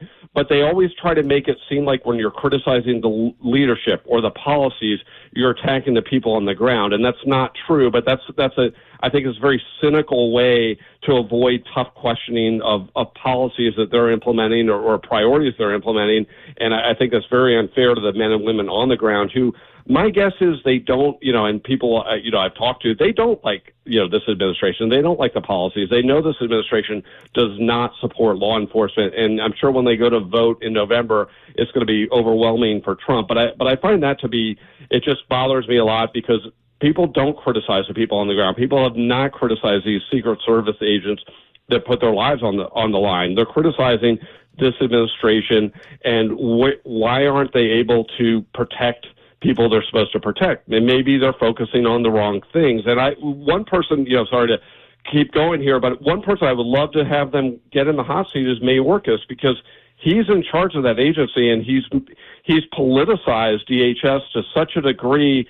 It's infected the whole agency. So what impact does his putting his political agenda ahead of the public safety and national security of the American people, what extent does that affect the Secret Service and their mission? And that's what I'd love to know, because he has been, he's done more to harm the agency, put us at risk than any cabinet member ever. And if they needed more resources, why haven't they been in front of the Hill asking for resources? I guarantee you they would have gotten them. Yeah, absolutely. 648, Nashville's Morning News. Let's switch a little bit to politics. Joe Biden, his big speech last night. The great thing about America is here, kings and dictators do not rule. The people do. I thought that was kind of interesting, Jonathan, because as we know, in the Democrat primary, they protected Biden. He was really the only one that was allowed to run. The people voted for Biden, 14 million or so, voted for Biden in the primary. And now there's been a coup, and he has been replaced, and Kamala Harris has been installed. So it doesn't really, I found his comment a little ironic. Yeah, it's really ironic, and it's also like he never misses an opportunity to be graceful, because he could have given that speech without all the partisan stuff, and he could have come across really good and above the fray, but he never misses a chance, or the people that tell him what to say never miss a chance to take it to the lowest common denominator. But you're exactly right. It's like they're still talking about this threat to the democracy thing when it seems to me that 4 or 5 people decided the Democratic nominee for president this time. It's George Clooney, Pelosi, Schumer, probably a few people we don't know about, but it's like the American people had nothing to do with picking their nominee, and calling, and the implication, Trump's a dictator, all of these things, but the American people are great. He's been awful about criticizing Trump's, not just Trump, but Trump's supporters, the MAGA Republicans, the people like Corey Compatore, who was murdered 2 weeks ago. Those are the people he's been criticizing. So it's so cynical, but I don't even understand why they couldn't write a graceful speech. They could have written something that was amazing, graceful, said a nice thing about Kamala, not taken any pot shots, but he just is incapable of doing it. And he's always been just sort of this lowbrow gutter politician for his whole life. And this idea that, the other thing that was striking is we've been living this massive lie and false narrative for probably 3 years. And then he gets up there and says he'll never lie to the American people, and then he proceeds to lie to them again because he was removed. He didn't decide to leave because he thought it was better for the country. I'm sure behind the scenes the next move was going to be, we're thinking about the 25th Amendment. Do you want that humiliation, or are you going to move out? So this idea that he at any point thought about the best interests of the country ahead of him or anything else is utterly false. It's like, it's amazing to me that after getting caught lying, basically everyone got caught with their pants down, including the media during that debate, that they've been lying about this guy. The first reaction is to continue lying. And now let's lie about Kamala Harris and act like she's, the tour de force behind the scenes type of thing. And it's like, it's so insulting. They have no respect for the American people. And it's just so funny with her. It's like, we all know the reason they were going to run Biden was because she was so pathetic and so manifestly inept that they couldn't, they thought they couldn't throw her up there. And until Biden just basically can't, as Trump says, can't string 2 sentences together, that's the only time they went to her. So it's all like lie after lie, and now we have to live the new lie, and hopefully the American people will see the truth underneath this, this whole charade that they have going on. So we've only got 45 seconds. Jonathan Fahey, if you're advising Donald Trump, what is the best way to attack Kamala Harris? I think it's just, you got to hit the policies and also hit her record, and her record's his record. But the border is their biggest vulnerability on the Democrats. I mean, I guess the economy too, but the border is something that they are 100% responsible for, meaning the Democrats. So, and she owns that, and this administration owns that, and they have her statements on these issues beforehand. She wants to get rid of ICE. ICE agents are compared to Ku Klux Klan agents. People shouldn't be arrested for coming here. And they've done nothing about the border, and they have no intention to do so. I would hammer that all day long. I think the process of how we got here is worth a little bit, but the American people don't care. They need to know going forward what's going to happen if she's the president, and we have open borders, more government, anti-police, more crime, less safety, and I think those are the issues. If he hits the issues and the American people see it, I think he should win. And I wouldn't say a landslide because he probably has doesn't have that high of a ceiling, but I think he should win, by a substantial margin. Well, and the thing that I would say, and I really appreciate what you're saying, all of those things that you mentioned, Jonathan Fahey, they're on tape. So she can't run. They can't say that Donald Trump is lying or Jonathan Fahey or Dan Mandis or anybody else accuses her of believing this, because those comments, again, they're all on tape. And Jonathan, always a great conversation. 6:53 on Super Talk 99.7 WTN. You ever feel like your internet provider is charging you for stuff that you don't need or use? Well, Xfinity is here to help you. Introducing Xfinity X-Fi, and count on a reliable connection for all your devices, even when everyone is online, like at my house. Now, you can listen to music, you can watch movies, you can work with the fastest internet and 24/7 customer service for when you need it, with in-home Wi-Fi support from Xfinity X-Fi. The other thing I love about Xfinity X-Fi is that you get ultimate control of your devices and your kids' devices as well. You can assign user profiles, view and control connected devices, and a whole lot more. Check them out online, Xfinity.com. 1-800-XFINITY, or visit a store today. Based on Xfinity's fastest available download speeds, X-Fi Advanced Security is available to Xfinity Internet customers with a compatible Xfinity X-Fi gateway. Must activate advanced security through the Xfinity app.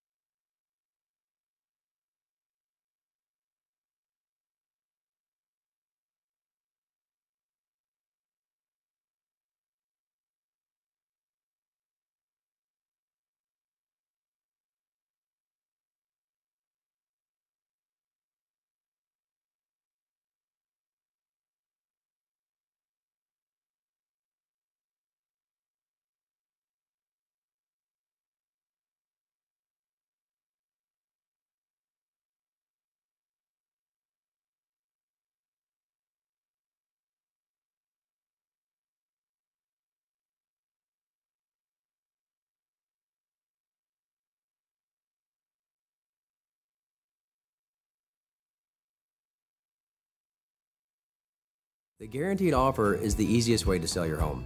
It's really simple. We bring you an all-cash offer. You close in as little as 21 days. No home inspections, no lock boxes, no open houses. Go to markspain.com to get a guaranteed offer and start packing.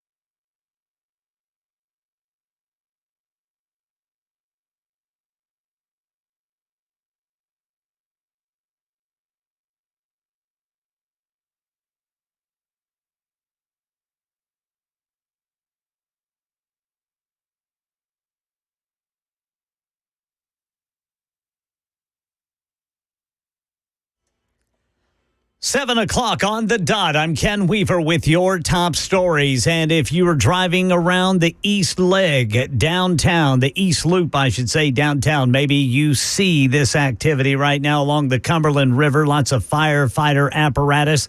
News 2 says authorities are searching for a missing woman near the Gay Street connector and the Woodland Street Bridge. They're in the Cumberland River. We've got the full forecast and traffic coming up in 5 minutes.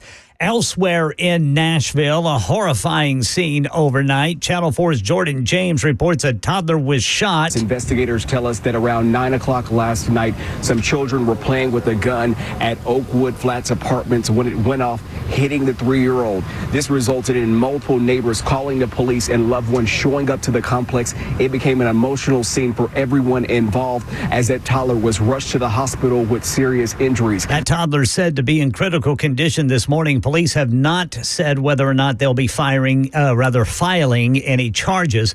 Election 2024, here's President Joe Biden explaining some of what he says led him to quit the race and endorse Vice President Kamala Harris. That's the best way to unite our nation. Biden says his main focus the rest of the way will be to reform the U.S. Supreme Court. As for Harris, she campaigned in Indianapolis yesterday, giving a keynote address to a black sorority. When we organize, mountains move. When we mobilize, nations change. Former President Trump was in Charlotte, North Carolina, telling rally-goers Kamala is too liberal to elect, and some of what he wants for national security. My next term, we will build a great Iron Dome missile defense shield over our country, a dome the likes of which nobody has ever seen before, and it will be entirely made in the USA. And the official process for confirming the Democratic presidential nominee could start in about a week. Market Numbers Report brought to you by Beacon Capital Management, online at beaconcm.com. The second quarter gross domestic product report being released within a half hour. All eyes on the stock market after yesterday's big drop. Here's Daria Albinger. Big tech led the sell-off, which ended with the worst day for Wall Street since 2022. The NASDAQ was hit the hardest, falling more than 3%. I think this is the typical volatility that we're used to seeing. We haven't seen much of it this year. Art Hogan, chief market strategist at B. Riley Wealth, isn't worried. I think the fundamentals behind the economy and the market likely will provide for a recovery here. And he thinks the Federal Reserve will cut rates come September. All right, we'll see. Dow futures are down 15, S&P down 8, NASDAQ down 53. That's the latest news. Traffic and weather next. I'm Ken Weaver, WTN News.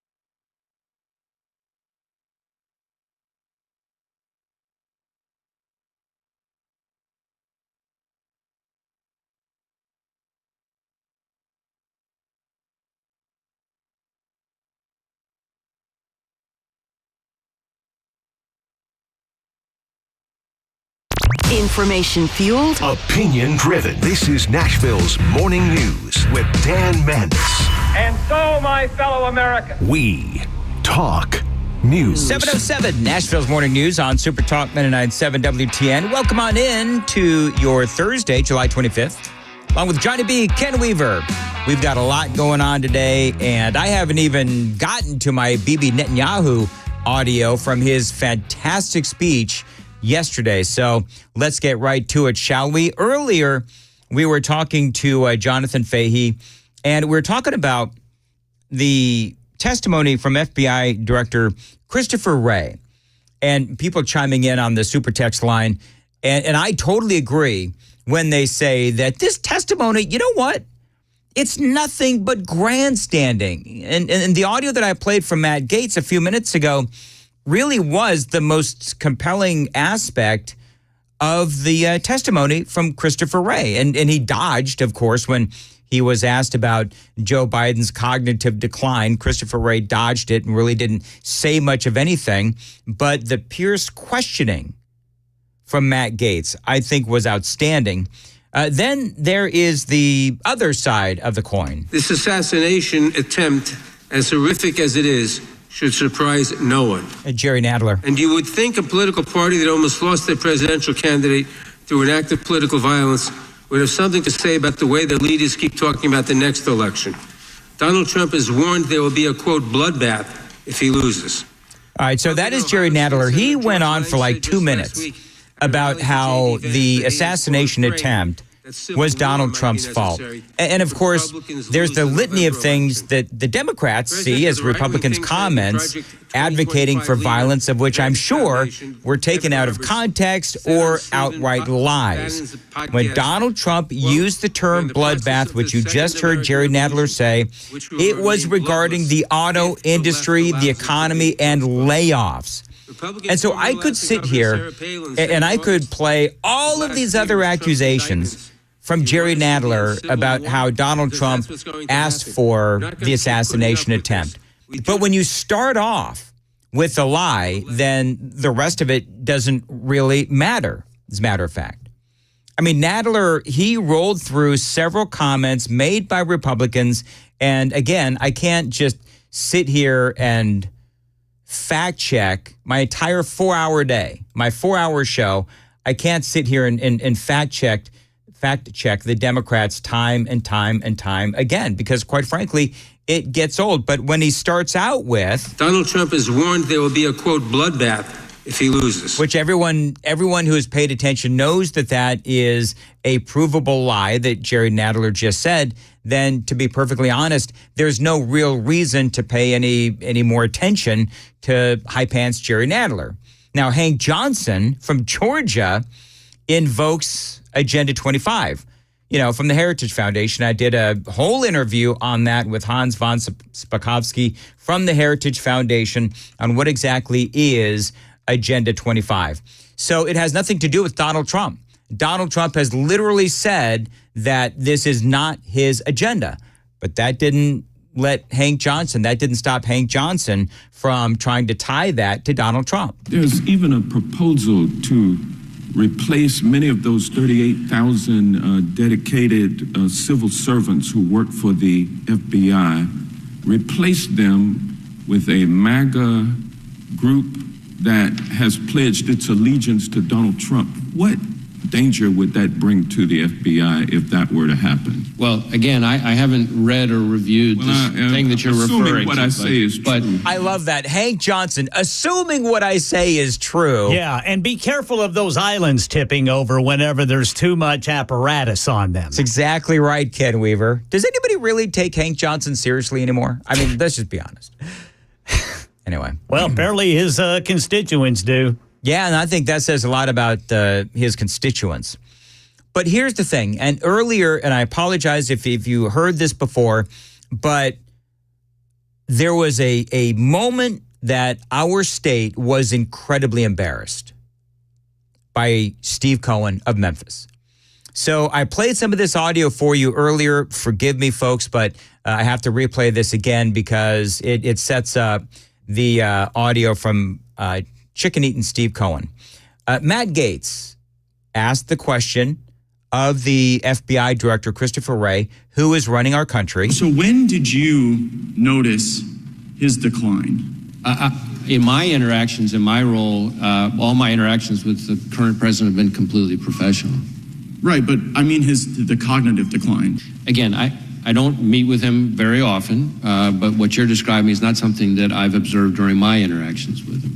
I mean, we've had it observed so often that the ranking member and Mr. Schiff on this committee have said that he could no longer continue as a candidate. And so, since you're the FBI director, I was just sort of wondering, who's running the country? Right, it's a very appropriate question to ask, and that's the way the questioning went.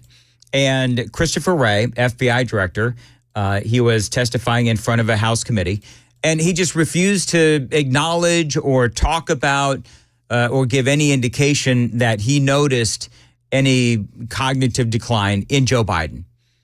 And so Gaetz made a lot of news yesterday, and it was a very, I would say, rather aggressive yet appropriate line of questioning. Steve Cohen, the representative out of Memphis, followed Matt Gaetz immediately with this question for Christopher Wray. Did President Biden ever ask you to get involved in the case in Orlando, Florida, where Kevin McCarthy says that Mr. Gaetz is investigated for some sexual involvement with a 17-year-old girl? Did the president or anybody in the Democratic Party, as Mr. McCarthy has suggested, weaponized you and tried to get you involved in that case? No, sir. Good. Thank you. Just wanted to make sure of that. Completely out of line.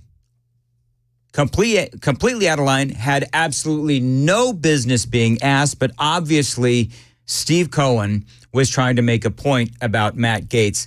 Clearly, Gaetz is on the right track. Clearly, Gaetz is asking appropriate questions, and the representative out of Memphis ought to be ashamed of himself because he did throw out that question, which had, frankly, nothing to do with what Christopher Wray was there to discuss. It is 7:15, although, you know what? Coming from Steve Cohen, it's really not surprising. If you know anything about Steve Cohen, it is not surprising. 7:15, time to check the roads on WTN.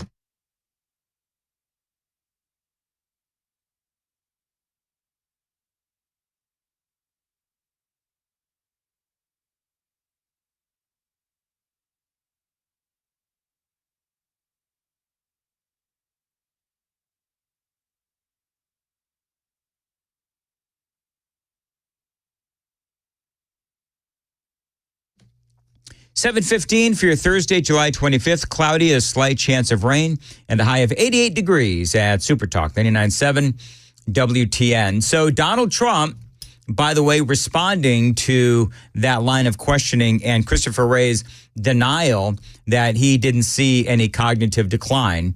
And this is what Donald Trump posted on Truth Social. I watched the congressional hearing today as Christopher Wray was asked the question whether or not he noticed any cognitive degeneration in his many conversations with crooked Joe Biden. And despite the fact that special counsel Robert Hur said effectively that Joe Biden is incompetent with little memory, etc., Wray said that it is not something I observed during my interactions with the president, which were uneventful and unremarkable, essentially stating that he found nothing wrong mentally or physically with Joe Biden.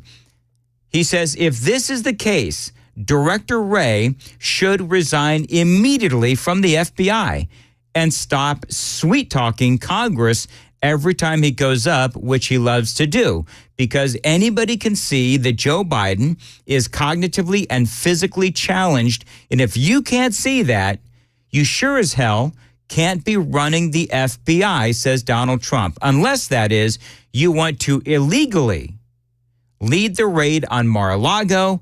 Wray has to resign, and now for lying to Congress. So there you go. And Donald Trump is absolutely right. I mean, all you have to do, as it relates to Joe Biden, all you have to do is watch the videos that go viral. All you have to do is listen to the president speak, which he did last night. I revere this office, but I love my country more. It's been the honor of my life to serve as your president. But in the defense of democracy, which is at stake, I think it's more important than any title. So the president last night, he made a Oval Office address, and he announced to the world formally that he was stepping down, addressing the nation.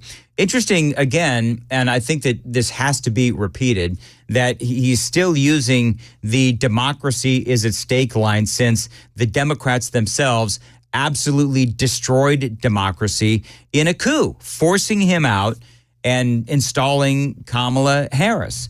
And so for the president, his entire speech, and we're talking about this in the previous hour, his entire speech was nothing but divisive, as he himself is sitting there talking about unity. He is still incredibly divisive, talking about Donald Trump. I mean, clearly talking about Donald Trump. I don't know if he mentioned him by name, but he went on and on with the same old talking points, saying there's no place in Washington, D.C. or anywhere in America for violence, political or otherwise. I'll keep calling out hate and extremism. Make it clear there is no place in America for political violence or any violence ever, period. So when he says no place in America, with the exception of Washington, D.C., because did you see what happened yesterday? So before Biden spoke, as Benjamin Netanyahu was giving an incredible speech, and I've got audio from that speech in the next segment after the news at 7:35.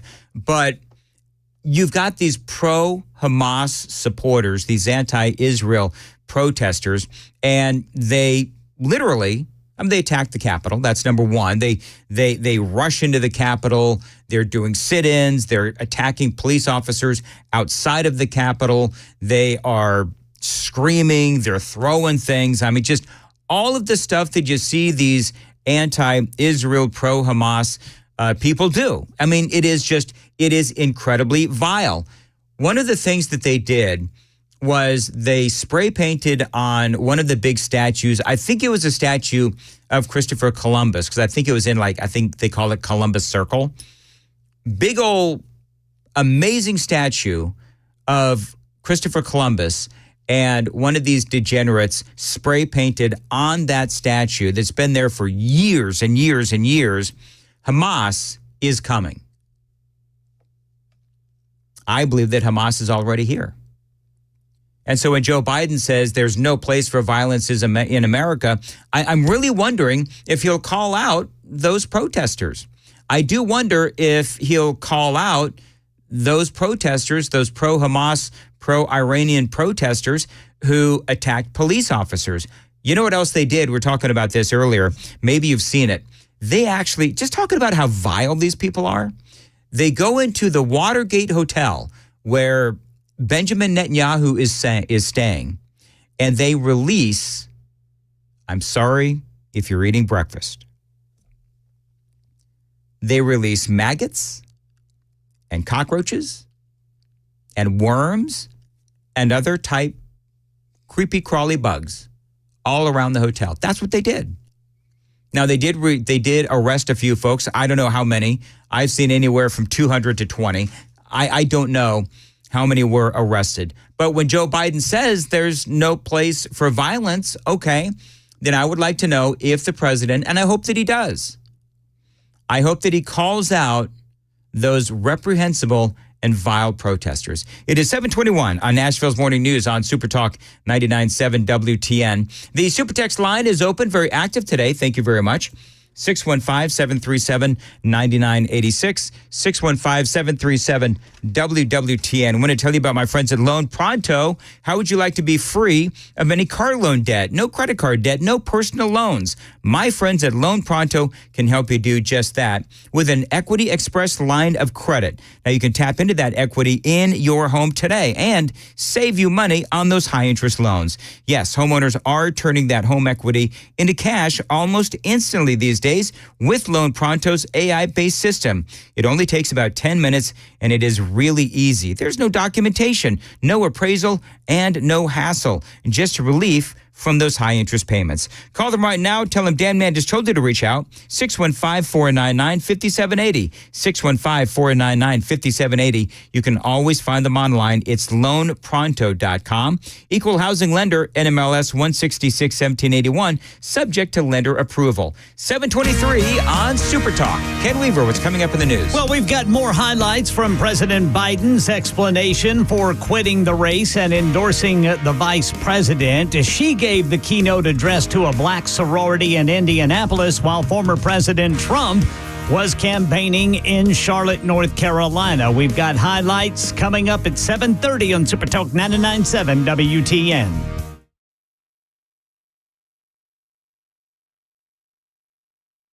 Hey, it's Dan Mandis, and I am so glad that California Closets has fixed my closet catastrophe. After exact measuring and planning, they came over and got to work. Yeah, once it was all plotted out on their 3D CAD system, the pieces are measured, cut, and precisely installed into my space. It was clean, fast, and professional, and above all, my new closets look and function great. Now, this was my dormer, and now this is my new dormer thanks to California Closets. Look at all of this added space for shirts and shoes, you name it, and it is cut so precisely, simply amazing. And my old closet that has now been reborn as the ultimate in style and functionability, making the best use of the space that I had. They can work on just about anything: bedrooms, garages, home offices, closets, pantries, and so much more. Find them online, CaliforniaClosets.com, and see what they can do for you. You can schedule a free design consultation. Mention my name, CaliforniaClosets.com.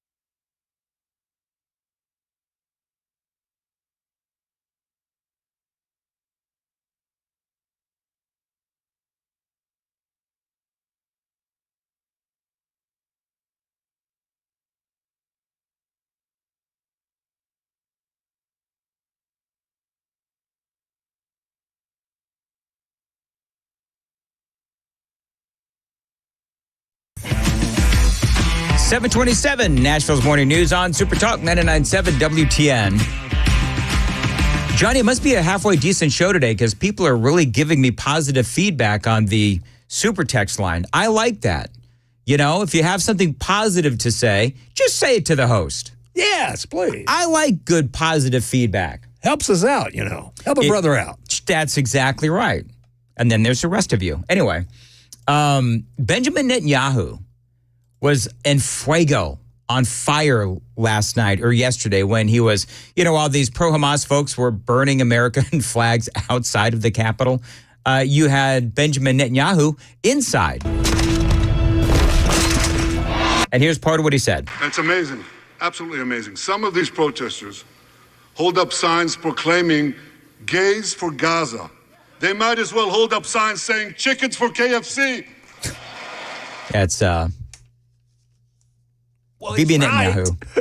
He is right. I mean, that's the thing. He was right in that. He also had something to say about former President Donald Trump, and I'm gonna play that audio for you coming up next at 7:29. Super Talk 99.7 WTN. Did you see what happened in Houston, Texas? Weeks ago, they had this massive storm, and it plunged millions of people into darkness. No air conditioning, your food's going rotten, and so forth. And it took a long time for some of those folks to get the power back up. That is proof that you need to call my friends at Cove Generators, because it would be a disaster if you lost power and you had to endure this heat with no air conditioning, which is, again, why you need a backup home standby generator from my friends at Cove Generators. Right now, listeners to my show are going to get $500 off when you mention my name, Dan Mandis. Now, Cove Generators are your premier Generac home standby generator dealer here in the state of Tennessee. Now, remember that great deal, $500 off when you mention my name. That is a deal you're not going to find anywhere else but at Cove Generators. They're going to answer all your questions. Call my buddy Generator Dave, 931-559-3311. They do, by the way, offer you financing so that you can be ready for the next power outage. Remember that deal, $500 off when you mention WTN and Dan Mandis. 931-559-3311, covegenerators.com.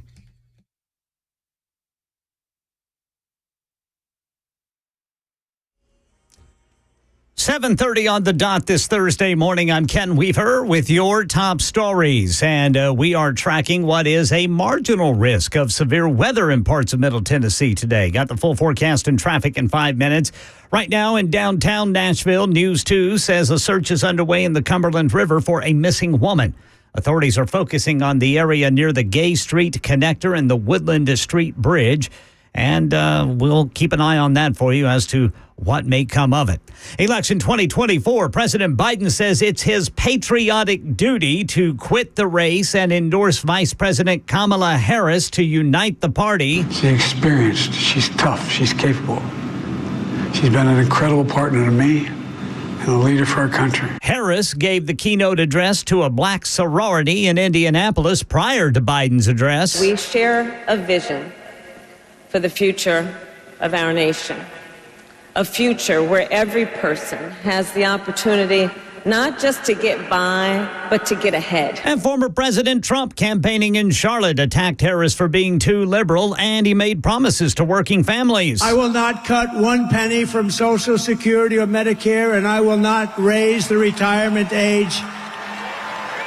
One day. I won't even raise it by one day. The official process for confirming the Democratic presidential nominee could start in about a week.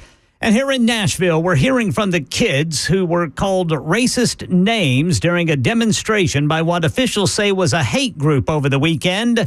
We didn't do nothing to them. We was about to go home. On our way home, we went around them. They called us bad words, and we didn't say nothing to them.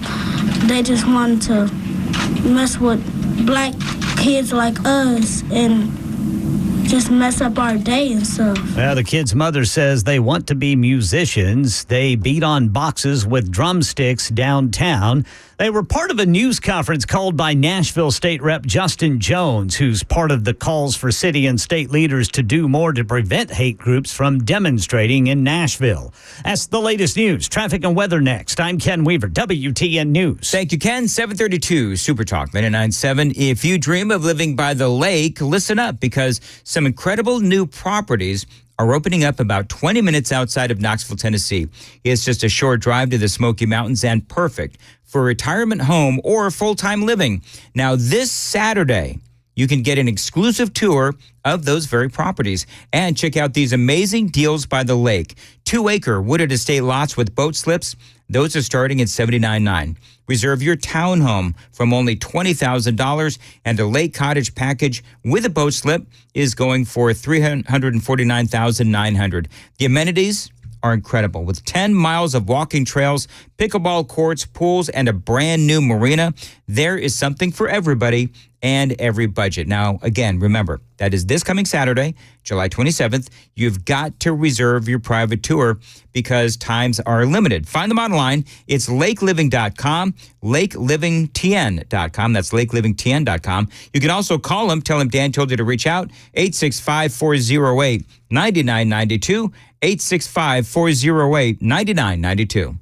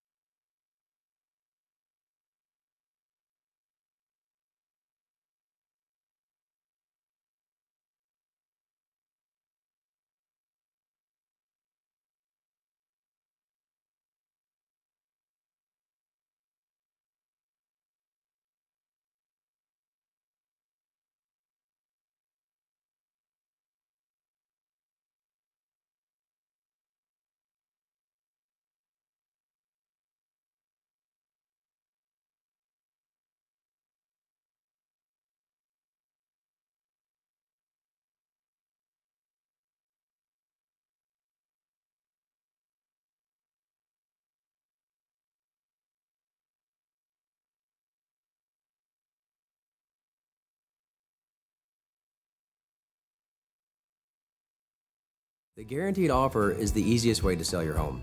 It's really simple. We bring you an all-cash offer. You close in as little as 21 days. No home inspections, no lock boxes, no open houses. Go to markspain.com to get a guaranteed offer and start packing.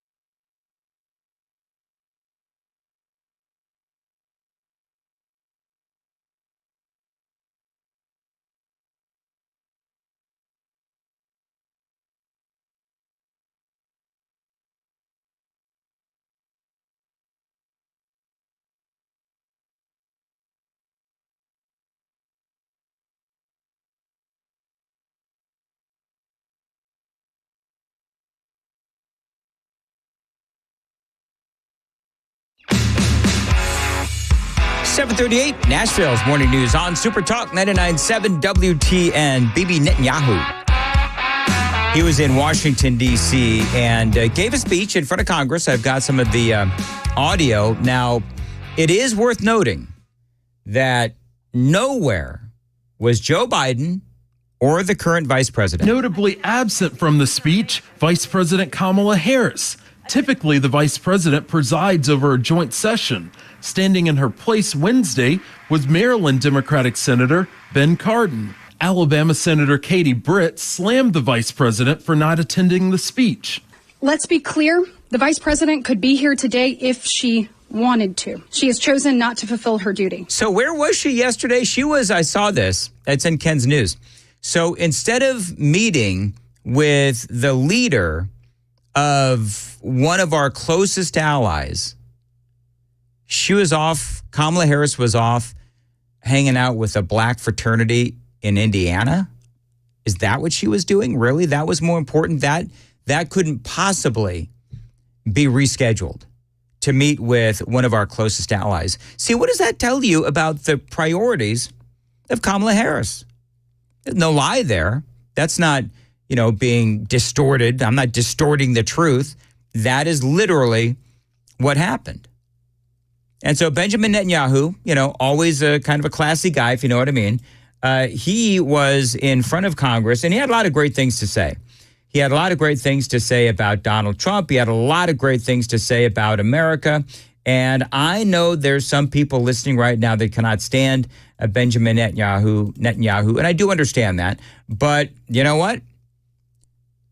He came all this way to speak to the American people and to Congress. And it's amazing, absolutely amazing. Some of these protesters hold up signs proclaiming gays for Gaza. They might as well hold up signs saying chickens for KFC. Yeah, that is true. And the protesters, we've been talking about this throughout the morning. Ironically enough, I'm sure that you'll be shocked to hear that CNN not covering the protests that we saw yesterday there in Washington, D.C., where they were burning American flags. These pro-Hamas protesters, they were burning American flags. They were attacking police officers. They were defacing property. They were spray painting on a statue of Christopher Columbus. Hamas is coming. All of these things that they did, and as I mentioned previously, they went to the Watergate Hotel where Benjamin Netanyahu is staying, and they released maggots and roaches and all of these other crawly kind of bugs. That's the vile nature of the people that side more with the Democrat Party, certainly, than with Republicans. And so I'm just wondering if Kamala Harris will call out that kind of behavior. But this is the kind of people that we're dealing with. And the longer that this goes on, of course, in the Middle East, the longer Israel has to deal with not only Hamas, but Hezbollah and Iran, the worse it's going to get. Many anti-Israel protesters, many choose to stand with evil. They stand with Hamas. They stand with rapists and murderers. They refuse to make the simple distinction between those who target terrorists and those who target civilians, between the Democratic State of Israel and the terrorist thugs of Hamas. Rashida Tlaib actually held up signs. Now, I don't know why I sound surprised by this, but Rashida Tlaib actually held up signs calling him a war criminal. Dozens of Democrats wouldn't even hear the speech. They literally walked out. Do you know what was stunning, Johnny and Ken, about yesterday's speech with Benjamin Netanyahu? John Fetterman wore a suit. He did. Fetterman walks in. He was wearing a suit to hear Benjamin Netanyahu speak. Now, listen, I know we've all had some pretty harsh things to say about John Fetterman, but I think that Fetterman really has been red-pilled. Malicious lies are now being leveled at the Jewish state. The outrageous slanders that paint Israel as racist and genocidal are meant to delegitimize Israel, to demonize the Jewish state, and to demonize Jews everywhere. And no wonder we've witnessed an appalling rise of anti-Semitism in America and around the world. My friends, whenever and wherever we see the scourge of anti-Semitism, we must unequivocally condemn it and resolutely fight it, without exception. True. Somebody might want to tell that to Rashida Tlaib, Ilhan Omar, and the rest of the knuckleheads in the squad. Now, ultimately, what was the message? The message was that he is asking the United States and Congress to continue their support of Israel in the war with Hamas. And of course, that's Iran. They're facing now these days, as I've been reporting to you, they're facing now Hezbollah as well. But Iran is really the head of the snake. And so this is something that obviously Joe Biden, we've said this 1,000 times, that the president allowed Iran through ignored or lifted sanctions to sell oil and making billions and billions of dollars so that Iran could fund the very attacks that happened on Israel. I mean, that's what's going on. And so then, of course, is the line that we've all used, which is Joe Biden and the United States funding both sides of the war because we help Israel and we're also funding Iran. Coming up, what does Benjamin Netanyahu have to say about Donald Trump? Straight ahead, 7:45. Time to check the roads on WTN.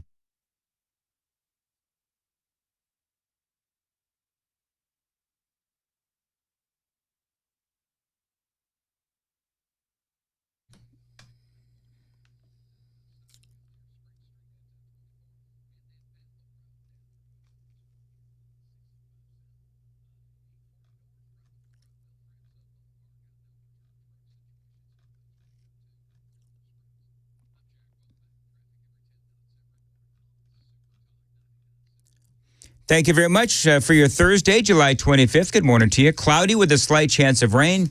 A high of 88 right now, 74 degrees at Super Talk 99.7 WTN. Going through some of this audio from Benjamin Netanyahu as he was in America. He's in Washington, D.C. now, and he was talking about the Democrats. He was talking about America and the support that America has been showing Israel. And he tries to be diplomatic, and he is.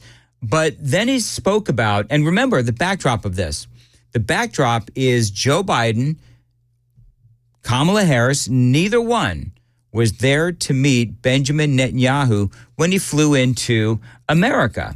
And so this is what he said about former President Donald Trump. I want to thank President Trump for his leadership in brokering the historic Abraham Accords.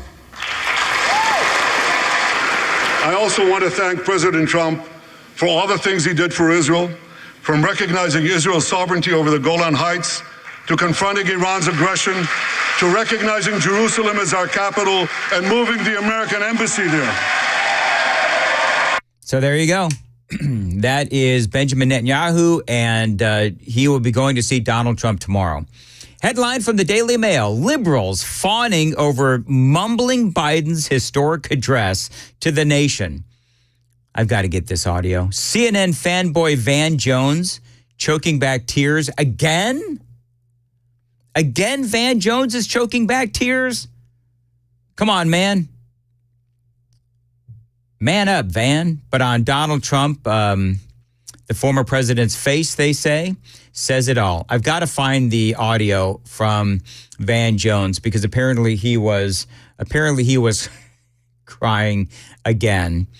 And I wasn't really impressed. I'm looking up at the TV, CNN's on, and they've got now they've been covering this all morning long, and they are very what's the right way to say this? Reverential. That's a word, right? Reverential. They are very much praising Joe Biden's speech last night, even though, and I played you the audio earlier, even though he was, let's just say he was having a hard time. Joe Biden was having a hard time. He mumbled and stumbled his way through the speech. This is Van Jones on CNN. The kid with the stutter did good. He did good. That's a good man. He fell on the sword. He fell on the sword. Most heroes, they fight to the bitter end.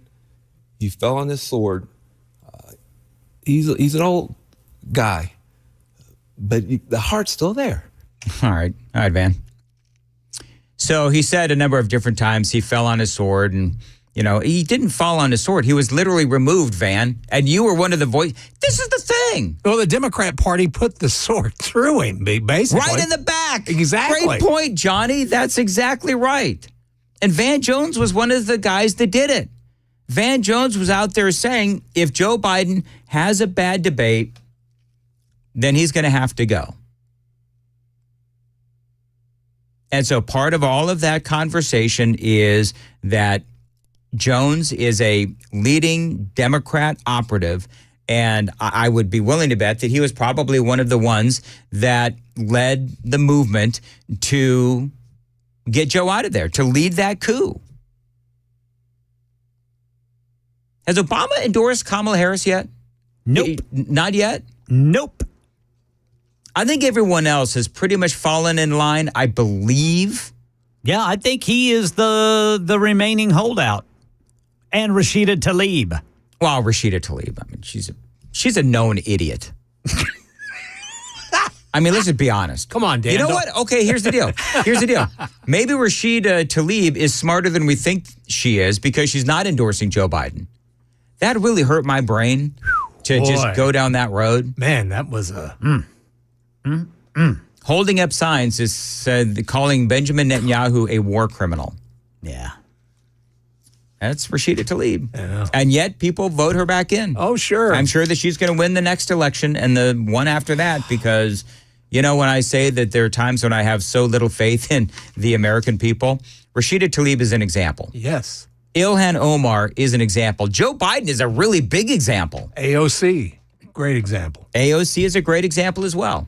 So anyway, that's Van Jones. And yeah, they are right. The headline from CNN, from the Daily Mail, liberals fawn over mumbling Biden's address to the nation with CNN fanboy Van Jones choking back tears. But on Trump Force One, the ex-president's face says it all. Now, I'm looking for the... All right, I've got to tweet this out. You know what? I had like 3 minutes left in this segment, and I pulled up this story. I'm going to tweet it out because they do. They have a picture of Donald Trump, and he is in front of a massive television, and he's giving this face like, what in the world is Joe Biden saying? I am tweeting this, I'm LOLing this, and now I'm tweeting it out right now. Follow me on Twitter, at Dan Mandis Show.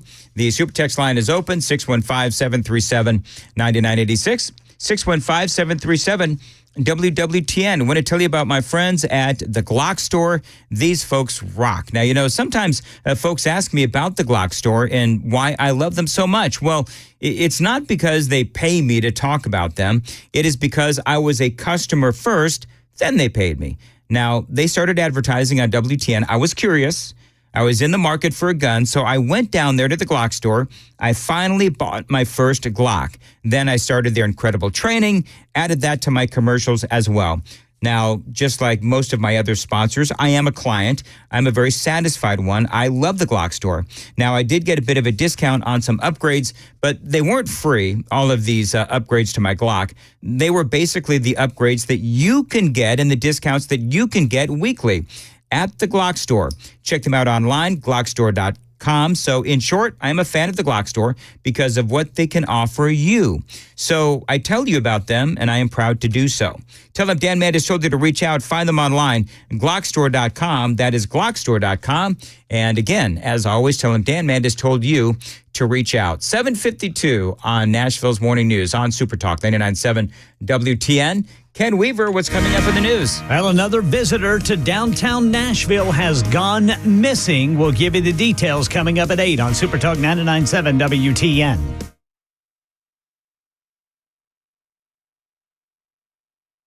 Hey, what's up, guys? This is Matt Murphy for Members Nutrition. I want to tell you about the Members Nutrition difference, and I want to encourage you to go over to the Members Nutrition website.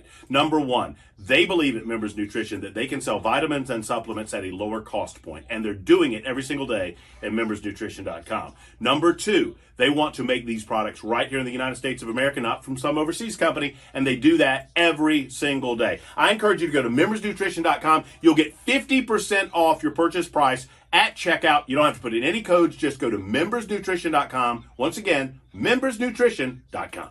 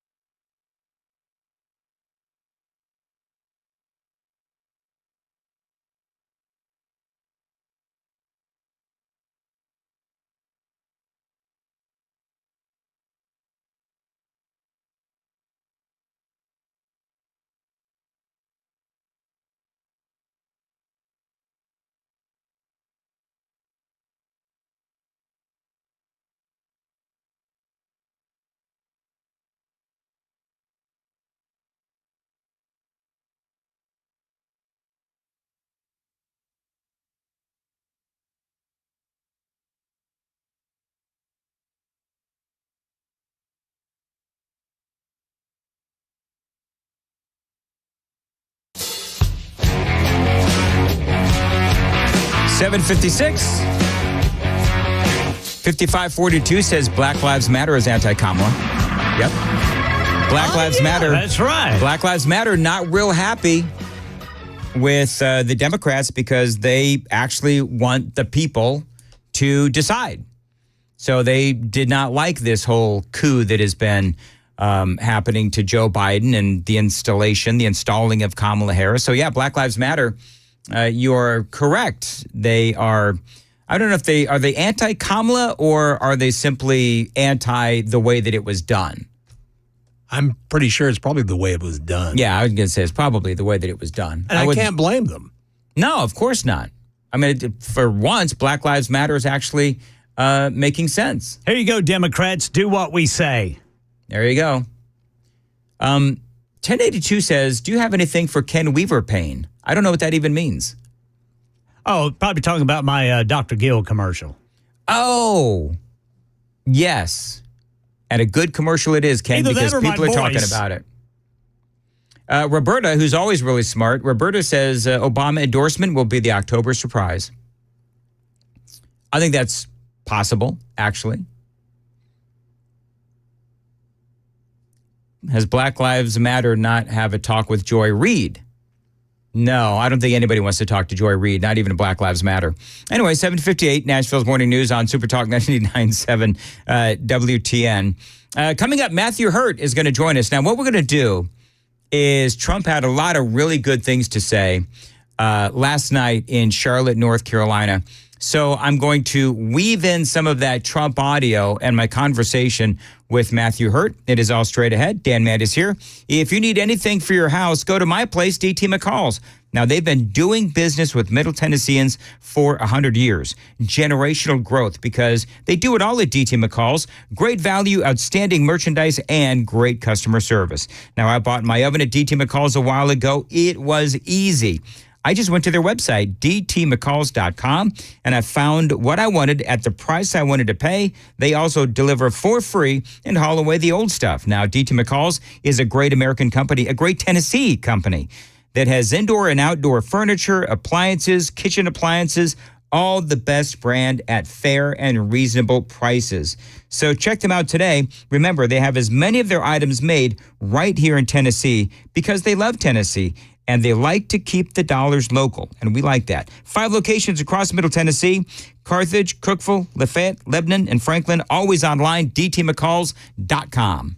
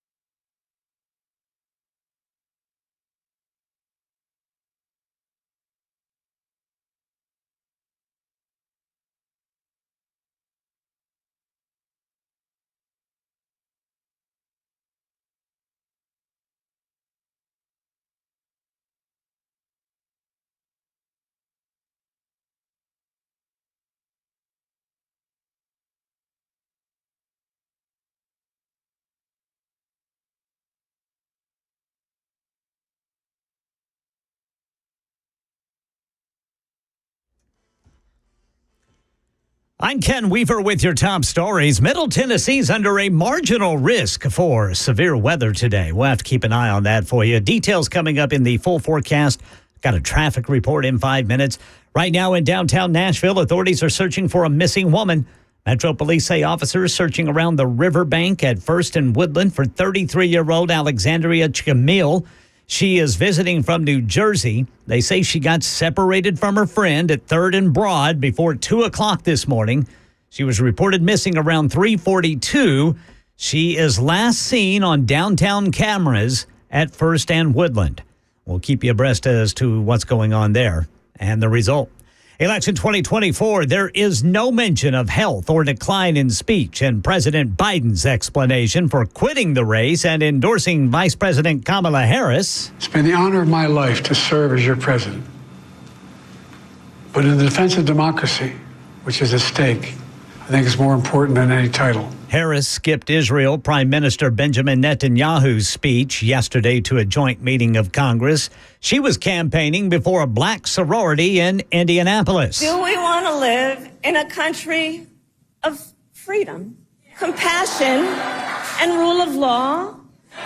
Or a country of chaos, fear, and hate? Meanwhile, in Charlotte, North Carolina, former President Trump told rally goers some of what he plans to do in a second term. We're going to rebuild our cities into beacons of hope, safety, and beauty better than they've ever been before. We'll have to work with Democrat governors and mayors in many cases, but we're going to rebuild our cities. The official process for confirming the Democratic presidential nominee could start in about a week.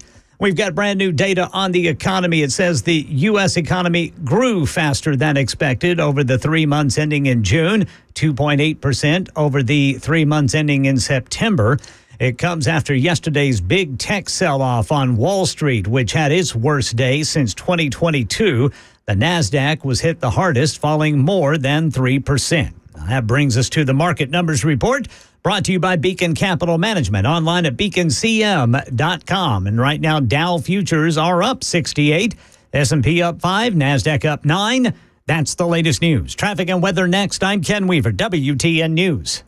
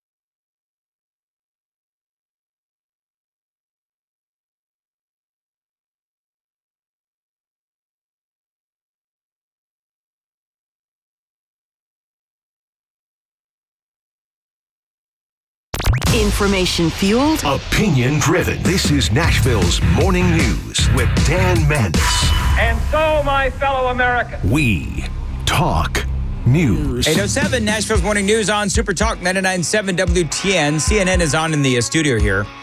Trump blasts Harris, says he's done being nice at his North Carolina rally. That was last night.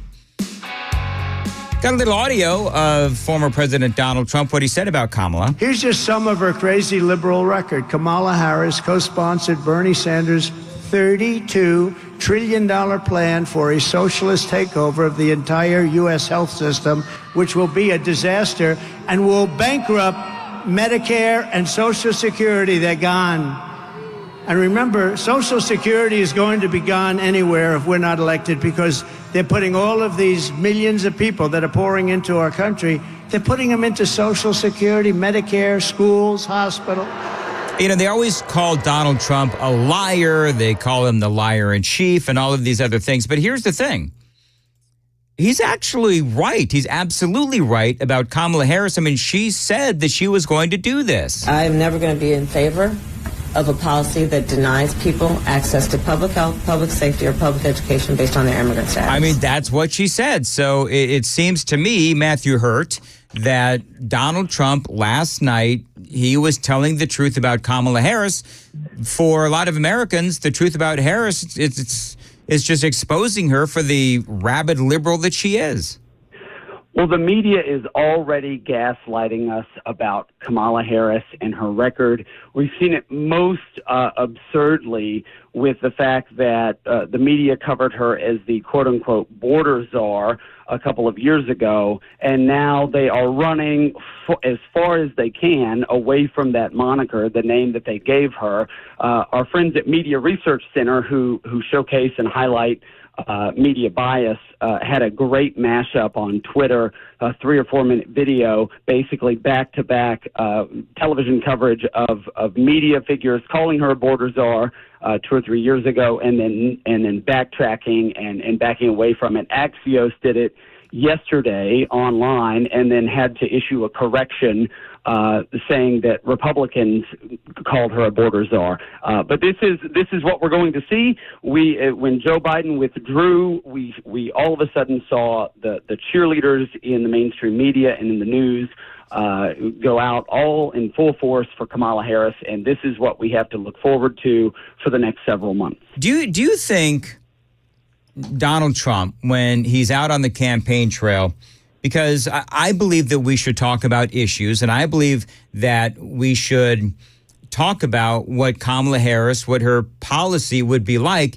if, Lord help us, she won the election. And you can only go back and listen to the things that she said in the past. For example, Trump says that she wants to hike taxes. She said that a 70 to 80% tax hike is, quote, a bold idea that should be discussed. She wants it 80%. You know, I gave you the largest tax cuts in history. She wants to take them away and increase your taxes.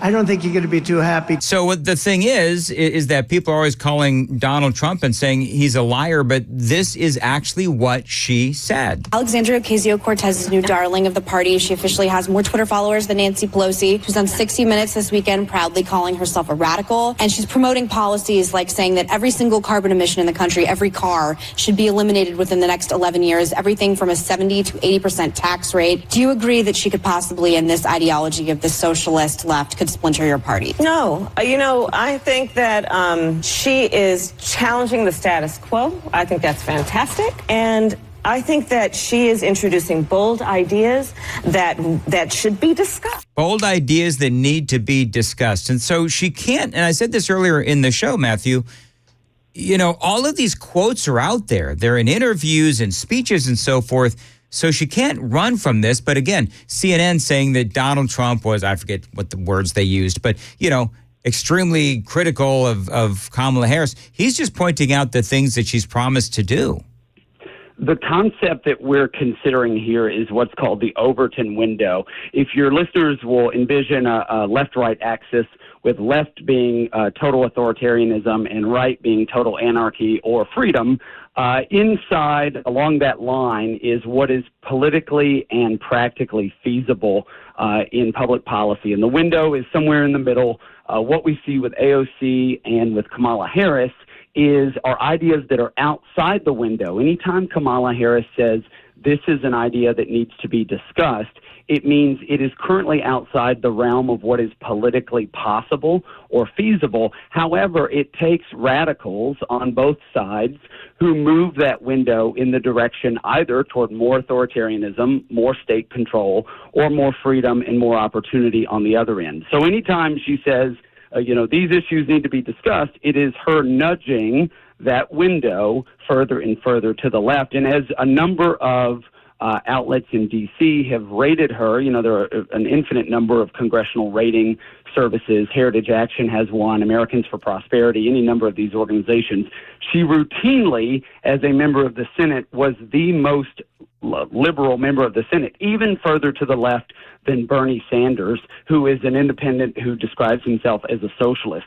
Now, we have to be careful about the words that we use because a lot of conservatives called Barack Obama a socialist in 2008 and 2012, and that doesn't really resonate with voters necessarily. And so we have to talk about these ideas and how they impact the pocketbook, how they impact the ability to pay the mortgage and save for retirement. Well, one of the audio bites that I played today, you remember this, I'm sure Matthew Hurt, where Kamala, when she was in the campaign way back when with Joe Biden, she was cornered on CBS. You're very different in the policies that you've supported in the past.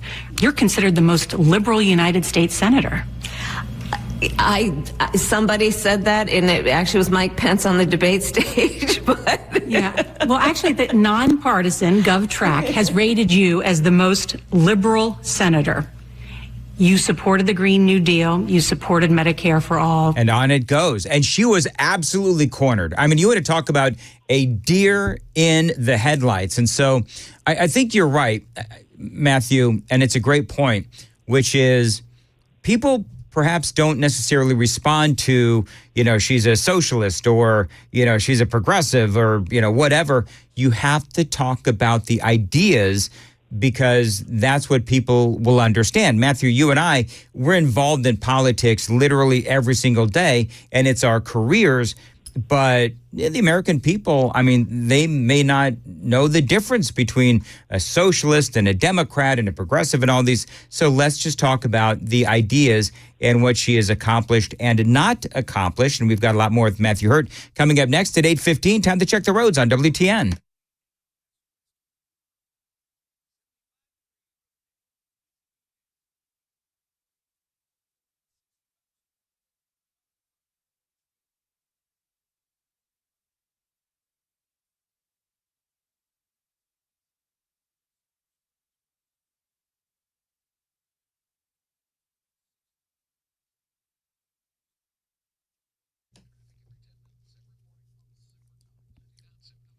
Thank you very much. 8:15, cloudy with a chance of rain today, a high of 88. And right now, 75 at WTN. Matthew Hurt is joining us, our grassroots political analyst. Matthew, let me ask you this. Obviously, you and I spoke earlier this week about the attempted rebranding of Kamala Harris.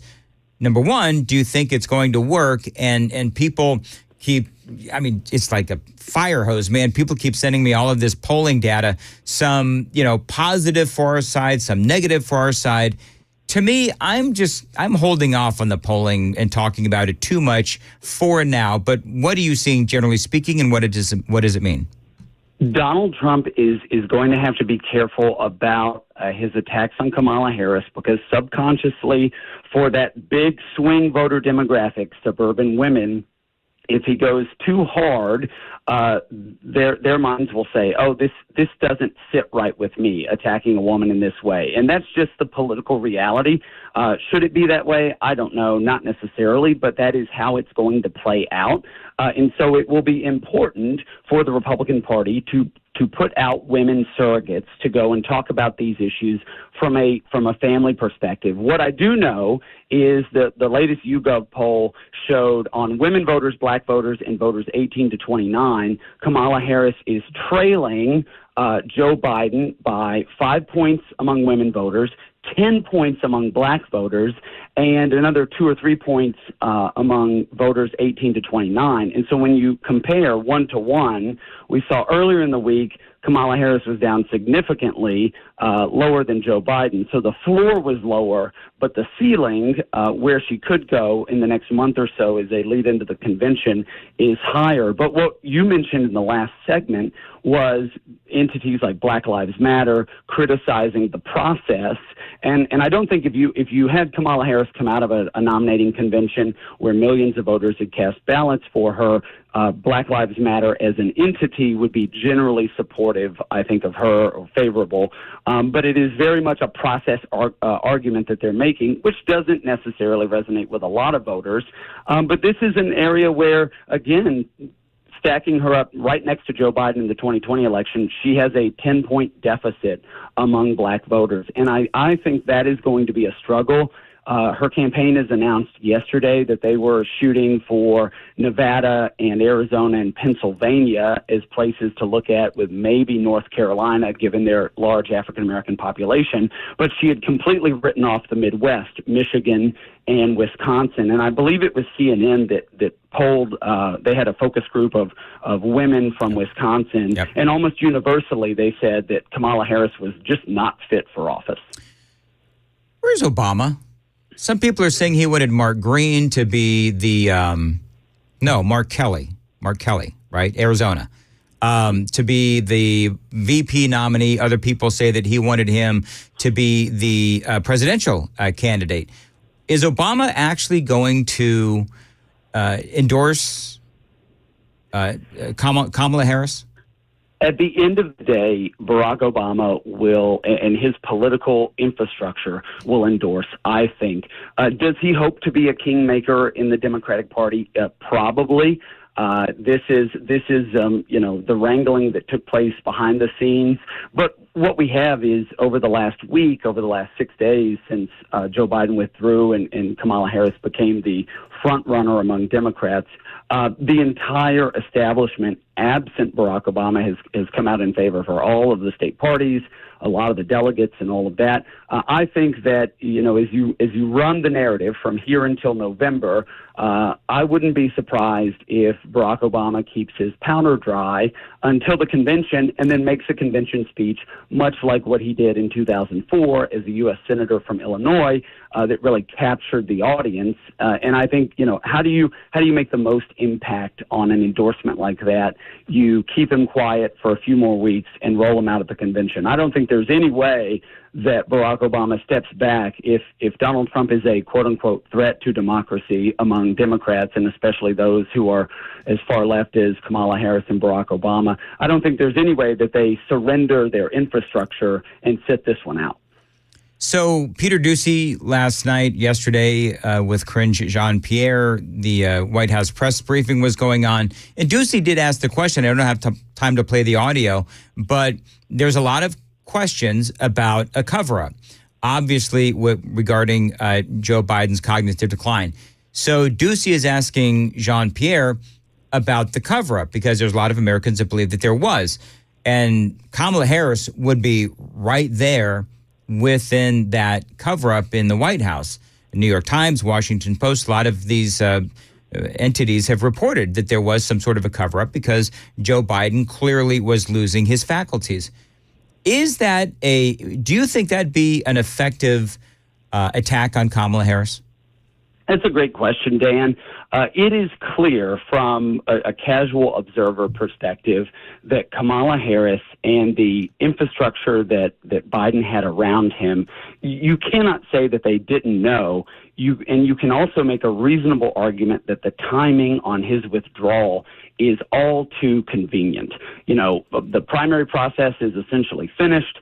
And they needed somebody. There was nobody else out there who ran the party, cleared the field for Joe Biden, and now the insider, Kamala Harris, who ostensibly saw this on a day-to-day basis. There's no way she didn't know. And I think that some voters will say, this is a weird subversion of our democratic process. We've heard Republicans talk about it all week. But I'm not sure that it plays into the narrative of the average voter. Again, those suburban women and those who've checked out and African Americans and Hispanics who Donald Trump is nudging up toward the Republican on the Republican side. I don't think it's significant, but I do think it's worth talking about. And it confirms a lot of what Republicans already thought, and in fact, what we've been talking about for a couple of years now. One of the last questions, and we don't have a lot of time to spend on this, but CNN was all over this morning, where they say that Donald Trump is mispronouncing Kamala Harris's name. Kamala. So CNN, of course, is reminding us. By the way, Mr. President, it is Kamala Harris. So how big of a deal is that? I don't think it matters that much. I think that he's a New Yorker. We all pronounce things differently. This could be a slight, when you come in and you call somebody the wrong name, that's sort of a flex. And maybe that is subconsciously what he's doing, but I don't think that it matters too much. Kamala. All right, very good. Thank you, Matthew Hurt. Always appreciate the conversation, and looking forward to speaking to you again. How can people find you on Twitter? You can find me on Twitter at Matthew Hurt, MattheWHurtt. All right, talk to you again soon, Matthew Hurt. Thank you. Kind of like the guy in the super text line. You know what he does? Matthew was talking about how it's a flex. The guy always calls me Don. Well, isn't that your name? Well, I've always called you there, Don. I just love this. I love Kamala. Can you do your Trump, Johnny? Because you do a good Trump. I would have to work on that one. Can you do Trump saying Kamala? Kamala. See, here's my worry. Here's my worry is that I'm gonna keep playing this. Kamala. And then I'll start mispronouncing her name, and then CNN will come after me. By the way, Mr. President, it is Kamala Harris. That's the best. Is that the best? Oh, that is. All right. Oh, my goodness. By the way, Mr. President. I love it. He's been doing that for a long time, by the way. Yeah, he has. And I think it's just, we were joking earlier. They're all upset over Trump calling her by the wrong name, but they call him Hitler. It's just this craziest thing. Anyway, whatever. An orange man. By the way, did you hear Matthew Hurt throw some love to Chris Hand by talking about the shifting of the Overton window?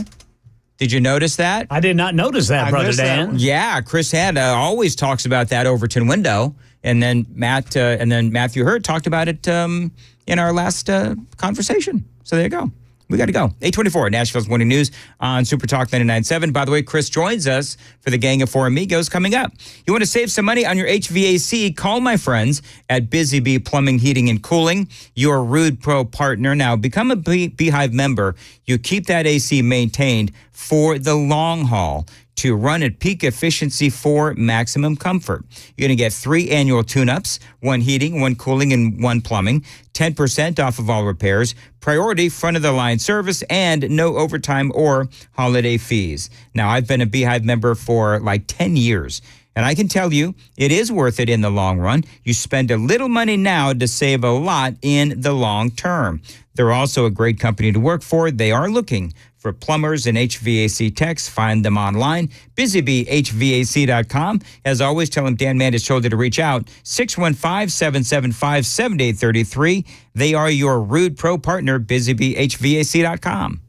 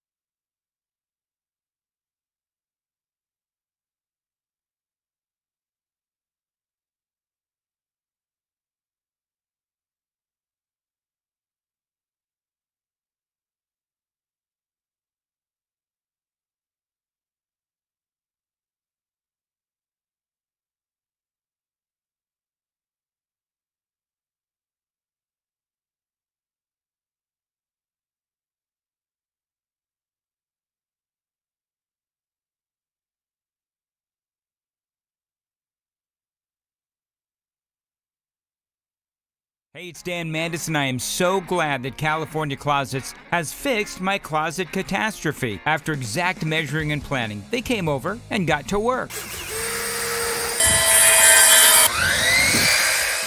Yeah, once it was all plotted out on their 3D CAD system, the pieces are measured, cut, and precisely installed into my space. It was clean, fast, and professional, and above all, my new closets look and function great. Now, this was my dormer, and now this is my new dormer thanks to California Closets. Look at all of this added space for shirts and shoes, you name it, and it is cut so precisely, simply amazing. And my old closet that has now been reborn as the ultimate in style and functionability, making the best use of the space that I had. They can work on just about anything: bedrooms, garages, home offices, closets, pantries, and so much more.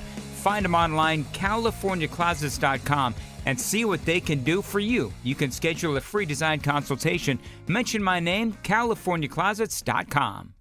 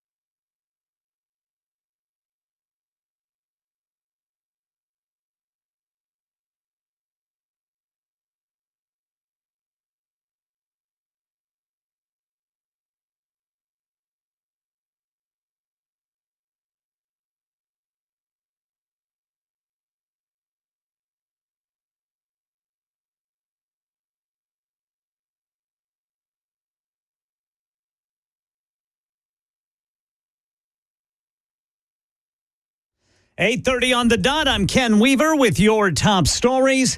Middle Tennessee under a marginal risk of severe weather. We'll tell you about it during the full forecast and traffic in 5 minutes. Right now in Nashville, Metro Police say officers are looking for a missing woman along the riverfront downtown. 33-year-old Alexandria Camille, visiting from New Jersey, got separated from her friend just before 2 o'clock this morning, was reported missing around 3:42. She was last seen on downtown cameras at First and Woodland. President Biden makes no mention of his health or speech problems in his explanation for quitting the race and endorsing Vice President Kamala Harris. You know, there is a time and a place for long years of experience in public life. There's also a time and a place for new voices. Well, Harris skipped yesterday's joint meeting of Congress with Israeli Prime Minister Benjamin Netanyahu to give a speech to a black sorority in Indianapolis. When we organize, mountains move. When we mobilize, nations change. And former President Trump was rallying in Charlotte. Day one, I will sign a new executive order to cut federal funding for any school pushing critical race theory, transgender insanity, and other inappropriate racial, sexual, or political content onto the shoulders of our children. Meanwhile, the official process for confirming the Democratic presidential nominee could begin in about a week. Market Numbers Report. Market Numbers brought to you by Beacon Capital Management. Online at beaconcm.com. We are a couple of minutes into the brand new trading day. And let's see where the Dow, NASDAQ, and S&P stand. Right now, the Dow is up 10. The S&P is up 4. NASDAQ up 14.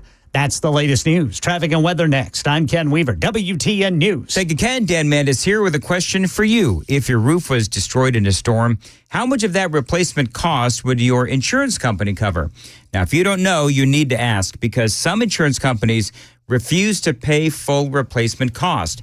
What they're going to do is deduct money for an older roof. Now, this means that the insurance company will depreciate how much they pay for your roof. And that means that you could be on the hook for thousands of dollars. Now, my friends at King & Associates Insurance, they will pay full replacement cost. That's a guarantee. So whether you have to replace a 10-year-old roof or a 2-year-old roof, they do pay for it to be replaced, period. It is that kind of focus on customer service that makes King & Associates Insurance one of the best insurance companies around.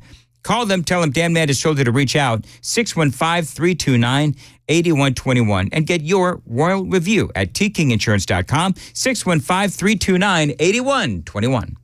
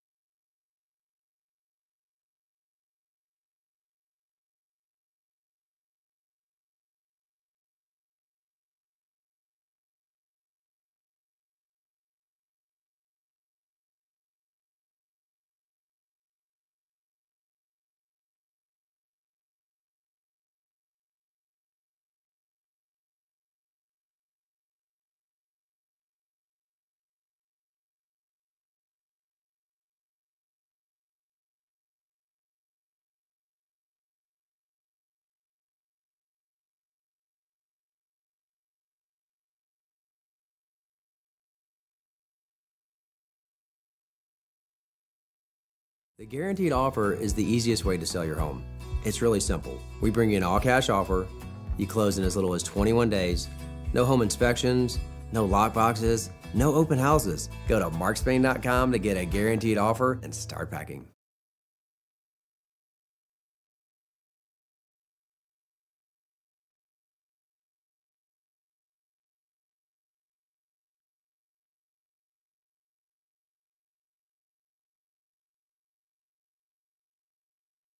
Hey, what's up, guys? This is Matt Murphy for Members Nutrition. I want to tell you about the Members Nutrition difference, and I want to encourage you to go over to the Members Nutrition website. Number one, they believe at Members Nutrition that they can sell vitamins and supplements at a lower cost point, and they're doing it every single day at membersnutrition.com. Number two, they want to make these products right here in the United States of America, not from some overseas company, and they do that every single day. I encourage you to go to membersnutrition.com. You'll get 50% off your purchase price at checkout. You don't have to put in any codes. Just go to membersnutrition.com. Once again, membersnutrition.com.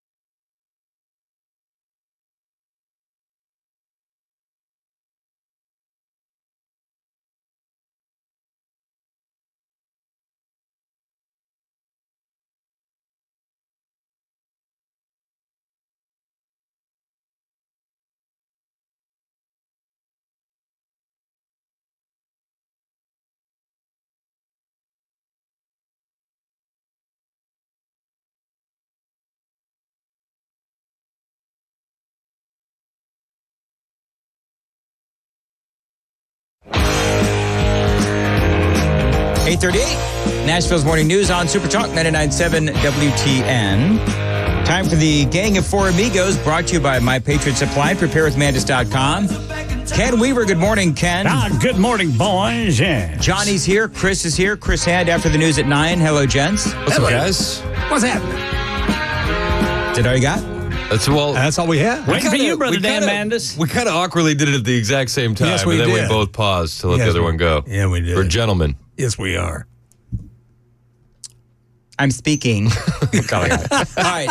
Isolate that clip. I'm talking. I'm speaking. All right. So I actually had the audio that Matthew Hurt was talking about. Okay, cool. Why don't you set it up, though? So the media is now gaslighting us that Kamala Harris is not the border czar, but the media also was telling us a couple years ago that Kamala Harris was the border czar, and they forget that things like the internet exist. Quote unquote border czar. Vice President Harris was not a border czar. Meantime, Vice President and border czar Kamala Harris facing some backlash. What he said about Harris and immigration was not true. She was never appointed border czar. And this will be her first visit to the U.S.-Mexico border region since she was appointed as the border czar. And this goes on for like minutes. People don't have to counter the misinformation. You already hear folks talking about the border czar. She wasn't the border czar. President Biden tapped Kamala Harris, Vice President Kamala Harris, to be the border czar. Now she wasn't. It goes on and on and on. That's what Republicans labeled her. They were very critical of Kamala Harris, especially in her role as border czar. Now what she's up against is folks lying about her border record, calling her a border czar. Kamala Harris, who was appointed as the border czar. The Biden team didn't declare. I think you get the idea. They wanted her to work on. Has the Harris honeymoon ended already? Wow.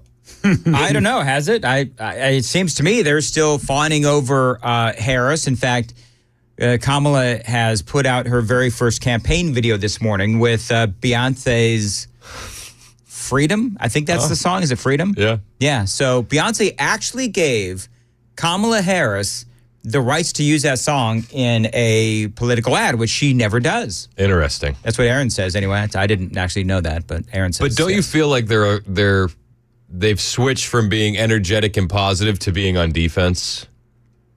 The media? Yeah. Do you feel like, well, I mean, with all the border czar stuff. Oh, yes. Yeah, they probably, you know what? I don't watch it all that much. I grab clips and I'm just sort of I don't know. I try not to watch them too much. I Are they feel on like defense now? I feel like we're watching in real time that they're switching to defense for I don't know, Kamala man. Harris. CNN has been all over the Kamala Harris and stuff today. ABC is painting this whole thing as poor President Biden. Oh, yeah. You know, he's a martyr. You know, the past 3 years don't matter. All along, Kamala Harris has been the savior. That is how they're painting this now. The past 3 years has disappeared. And Chris, when you're talking about the honeymoon, I think that's going to end Sunday at grocery store time. Yes, absolutely. Dude, did you see I don't know. I watched it. I watched the speech last night on ABC, and after he got done, I swear to you, the reporter, the female reporter that was outside the White House, looked like she was about to cry. Well, Van Jones was. Did you hear the audio I played of Van Jones? Do you have the audio of Van Jones crying? I don't have that audio of Van Jones crying. Come on, man. Talking about Joe Biden, how he has served this country with such distinction. My favorite thing is the most heroic thing the man ever did for the country was quit. Yeah. That's exactly right. And be forced to quit. That's exactly right. The most patriotic thing Joe Biden ever did was stop working for the government. Yeah. Yeah. Also, let's take a moment to acknowledge that Trump defeated Biden without a single vote being cast. Yeah, he did. He absolutely did. There was a headline in, maybe the New York Post, but it basically said that the bullet did not kill Donald Trump, but it did kill Joe Biden's political career. Yep. And that's, I obviously know what killed Joe Biden's political career was Joe Biden. I mean, he was going down long before that bullet was fired at Donald Trump. So, by the way, I don't know if you've heard, but also you have a lot of people complaining now that Donald Trump is not saying Kamala's name right. Kamala. You want to isolate that somewhere for you? Kamala. I mean, we've been having fun with way too much fun with this. Pretty good. All morning long. And CNN, of course, has a big meltdown. By the way, Mr. President, it is Kamala. Oh. Kamala Harris. Kamala. Yes. Boy, she sounds. Yeah. So that's like Sunday morning watching, what is her name? The anchor on Face the Nation. I mean, they are losing. She's got a couple of Democrat elites and herself, and they are just appalled at the tone of President Trump's speech at the end of the Republican National Convention. Face the Nation, is that Dana Bash? That's CBS. I don't know. And they were just appalled at the CEO of, I believe it's for martial arts. Help me out, Chris.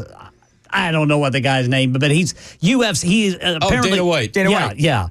They were appalled that someone like him would give the endorsement of former President Trump. I mean, what's it to them? What is wrong with... Dana White's been endorsing him for almost over a decade now. Yes. And what's wrong with speaking tough to our enemies? Exactly. Margaret Brennan. Yeah, Margaret Brennan. Oh, my Lord. Oh, and Hulk Hogan. They couldn't believe that Hulk Hogan was so violent. Yeah. That's right, brother. In his, it's like, who are these people? Have you seen the memes on the internet? And it'll show a picture of Hulk Hogan and be like, do you see how ridiculous the Republicans look? And then it turns back and it's the dude in the dress from the Biden administration. Yes. I love that. Can you believe how ridiculous they look? Yes. Great. I love that. I do too. I mean, my word, we've got China. I mean, this is a story this morning. We are tracking Chinese and Russian warplanes flying off the coast of Alaska. And we're worried about our presumptive Republican nominee talking tough. Kamala. I mean, exactly. I mean, if that's going to trigger you. Oh, they were talking about this all morning long. Oh, yeah. Where the little words on the screen, what do you call that thing? The words on the screen? The ticker? The chyron? The ticker. The chyron says Donald Trump purposely mispronouncing Kamala Harris's name. Kamala. Yeah. And it's just like, okay, whatever. Well, they're also saying if you call her a DEI hire, you're a racist. Yeah. You're the ones who came up with DEI. Well, Exactly. and Biden called her a DEI hire. That's exactly right. He did. Biden called her a DEI hire himself. He came out, he said, I am going to bring in a black female running mate. Yeah. So anytime you do that, that is a DEI. Yes. Is it not? No, and it's in his own words. I just sent it to your Twitter account. Biden literally calls Kamala a DEI hire. Yeah. Is it audio? Yep. Is it really? Yeah. And then, of course, yesterday you had the pro-terrorist groups burning American flags. Oh, yeah. In our nation's capital. They also defaced the Liberty Bell. Yes. Yes, they did. And we just let it happen. Oh, sure. All right, this is Joe Biden calling Kamala Harris a DEI hire. Okay, I see where this is going. Here To we go. me, the values of diversity. What? that was me.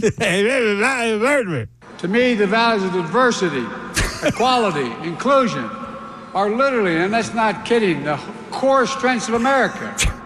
That's why I'm proud to have the most diverse administration in history. It taps into the full talents of our country. And starts at the top with the vice president. There you go. That's in his own words. Yeah. How dare you say that? Murphy had a good line. It's like, weren't we told that the DEI stuff was awesome? Yes. Exactly. We were. Murphy's. So it's a bad thing now? Yeah. Murphy was on fire yesterday. His first half hour. That's a great. Almost had to pull over in Almaville. I thought I was going to laugh right off the road, man. The funny thing about Biden is To me, the values of diversity. you can't even tell what the hell he's saying. He talks like Scooby-Doo. He To does. me, the values of diversity. Hey, no, or I try to do Scooby-Doo. Ruh-roh. Ruh-roh. To me, the values of diversity. Ruh-roh. Yeah, you're right. You're right. So you could have Biden as Scooby, and you could have our guy from Memphis as Shaggy.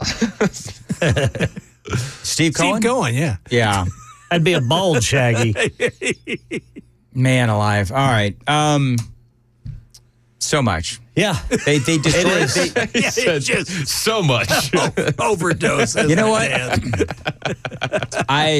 Chris and I were talking before the mics turned on that, I mean, it's been, 12 days, you said, since you've been able to use all of your stories and all of your audio? I am trying every which way to cover every story that I have, and I always feel bad because I leave the studio and there's at least 2 or 3 that I didn't get to. 100%. So, but listen, again, like I said yesterday, it's great. We're all, sort of listening to each other and talking to each other about what I covered and then what I haven't covered, and he picks it up at 9 o'clock. What do you got? Well, and I'm telling you, man, it is on, fellas, debunking these mainstream media lies. Oh, yeah. It's on, man. It's going to be a big job the next couple of months. I mean, you want to see what our network has left me for, from President Trump's campaign last night in North Carolina. I've got 5 cuts from him. And none of them are on the meat of what he is promising to do to help this country from what we're in right now. What they'll do is they'll pull the ones where he's sounding really mean. Yes. To Kamala. Kamala. And so that's what they're doing. Meantime, what we did is I pulled the things that Trump said about Kamala Harris that are actually true. Yeah. The things that she has said, the things that she wants to do. That audio, kind of like you were talking about, the border czar comments from the media, her comments are out there about, giving illegal aliens health benefits and all that kind of stuff. And abolishing ICE. A mandatory gun buyback program is one that I did not get to, but it's out there. Maybe I'll get to it tomorrow. So the audio's out there. And so it's up to all of us, not only the hosts, but also you folks listening. If you find those things, then send them to your friends, tweet them out to your friends, and Facebook your friends, and just find a way to spread the truth about what Kamala wants to do to our country. Yeah. By any means necessary. By any means necessary. That is exactly right. So, I think former President Trump needs to go back to Brooklyn. I think he needs to go back into these areas where real men and women of this country are. Amen. Because he can do it, and he has done it, and look what it's done for him. I really hope he does. This whole not being in open space campaigning, I don't like that for him because he can draw hundreds of thousands. Well, yeah, we were talking about this yesterday. If the Secret Service wants him inside venues, it's going to cost the campaign more. Yes. It's going to cut the crowd size by 2/3. Right. And for what? Is that not election interference? It feels like election interference to me. It does, absolutely. It's going to cost him more. You can't, you're going to need more staff. I mean, everything. So you limit the size of your audience. Well, and I think somebody said yesterday, so Trump has to pay more, jump through more hoops because the Secret Service is incompetent? Yeah. Exactly. Honestly. How does that make sense to anybody except Democrats? It does. Well, yeah, that's it. What's coming up? All right, well, I do want to focus on, we got a glimpse into Kamala Harris's America yesterday, what it'll look like with the protests in D.C., so I want to cover that, plus the differences between the Biden-Harris foreign policy versus the Trump foreign policy. That's been on full display this past week. I have the audio that the mainstream media doesn't want to show you from the North Carolina rally with Donald Trump, and we'll cover Joe Biden's heroic moment of quitting, plus the mainstream media's reaction and applause. Do you want me to leave you the? Kamala. Do you want me to leave that for you, or have we all heard enough? Yeah, no, leave it. All right, very good. What's the over/under on how many times I can play it? I know, man. But I'm sure you'll fit it in. I'm going to set the over/under at 17. And then leave it Go for 20. Leave it for Murphy show, and he can play it too, and we'll airdrop it to Brian. Perfect. All right, 8:53, Nashville's Morning News. Dan Mandis here. Did you know that Mark Spain Real Estate is the #1 most reviewed real estate company in America? They've got over 11,000 five-star reviews. They are going to sell your home fast and for maximum profit. I like to say they're going to help you with that guaranteed offer from Mark Spain Real Estate. It is hassle-free selling. Now, this is the company that I trust. Yes, to help you. 855-299-SOLD is the phone number. Call them today. Tell them Dan Mandis told you to reach out. They've been helping homeowners sell their homes for nearly 30 years. Matter of fact, they have helped over 58,000 families sell their homes. Find them online. It is markspain.com, 855-299-SOLD, markspain.com to get a guaranteed offer on your home today and start packing.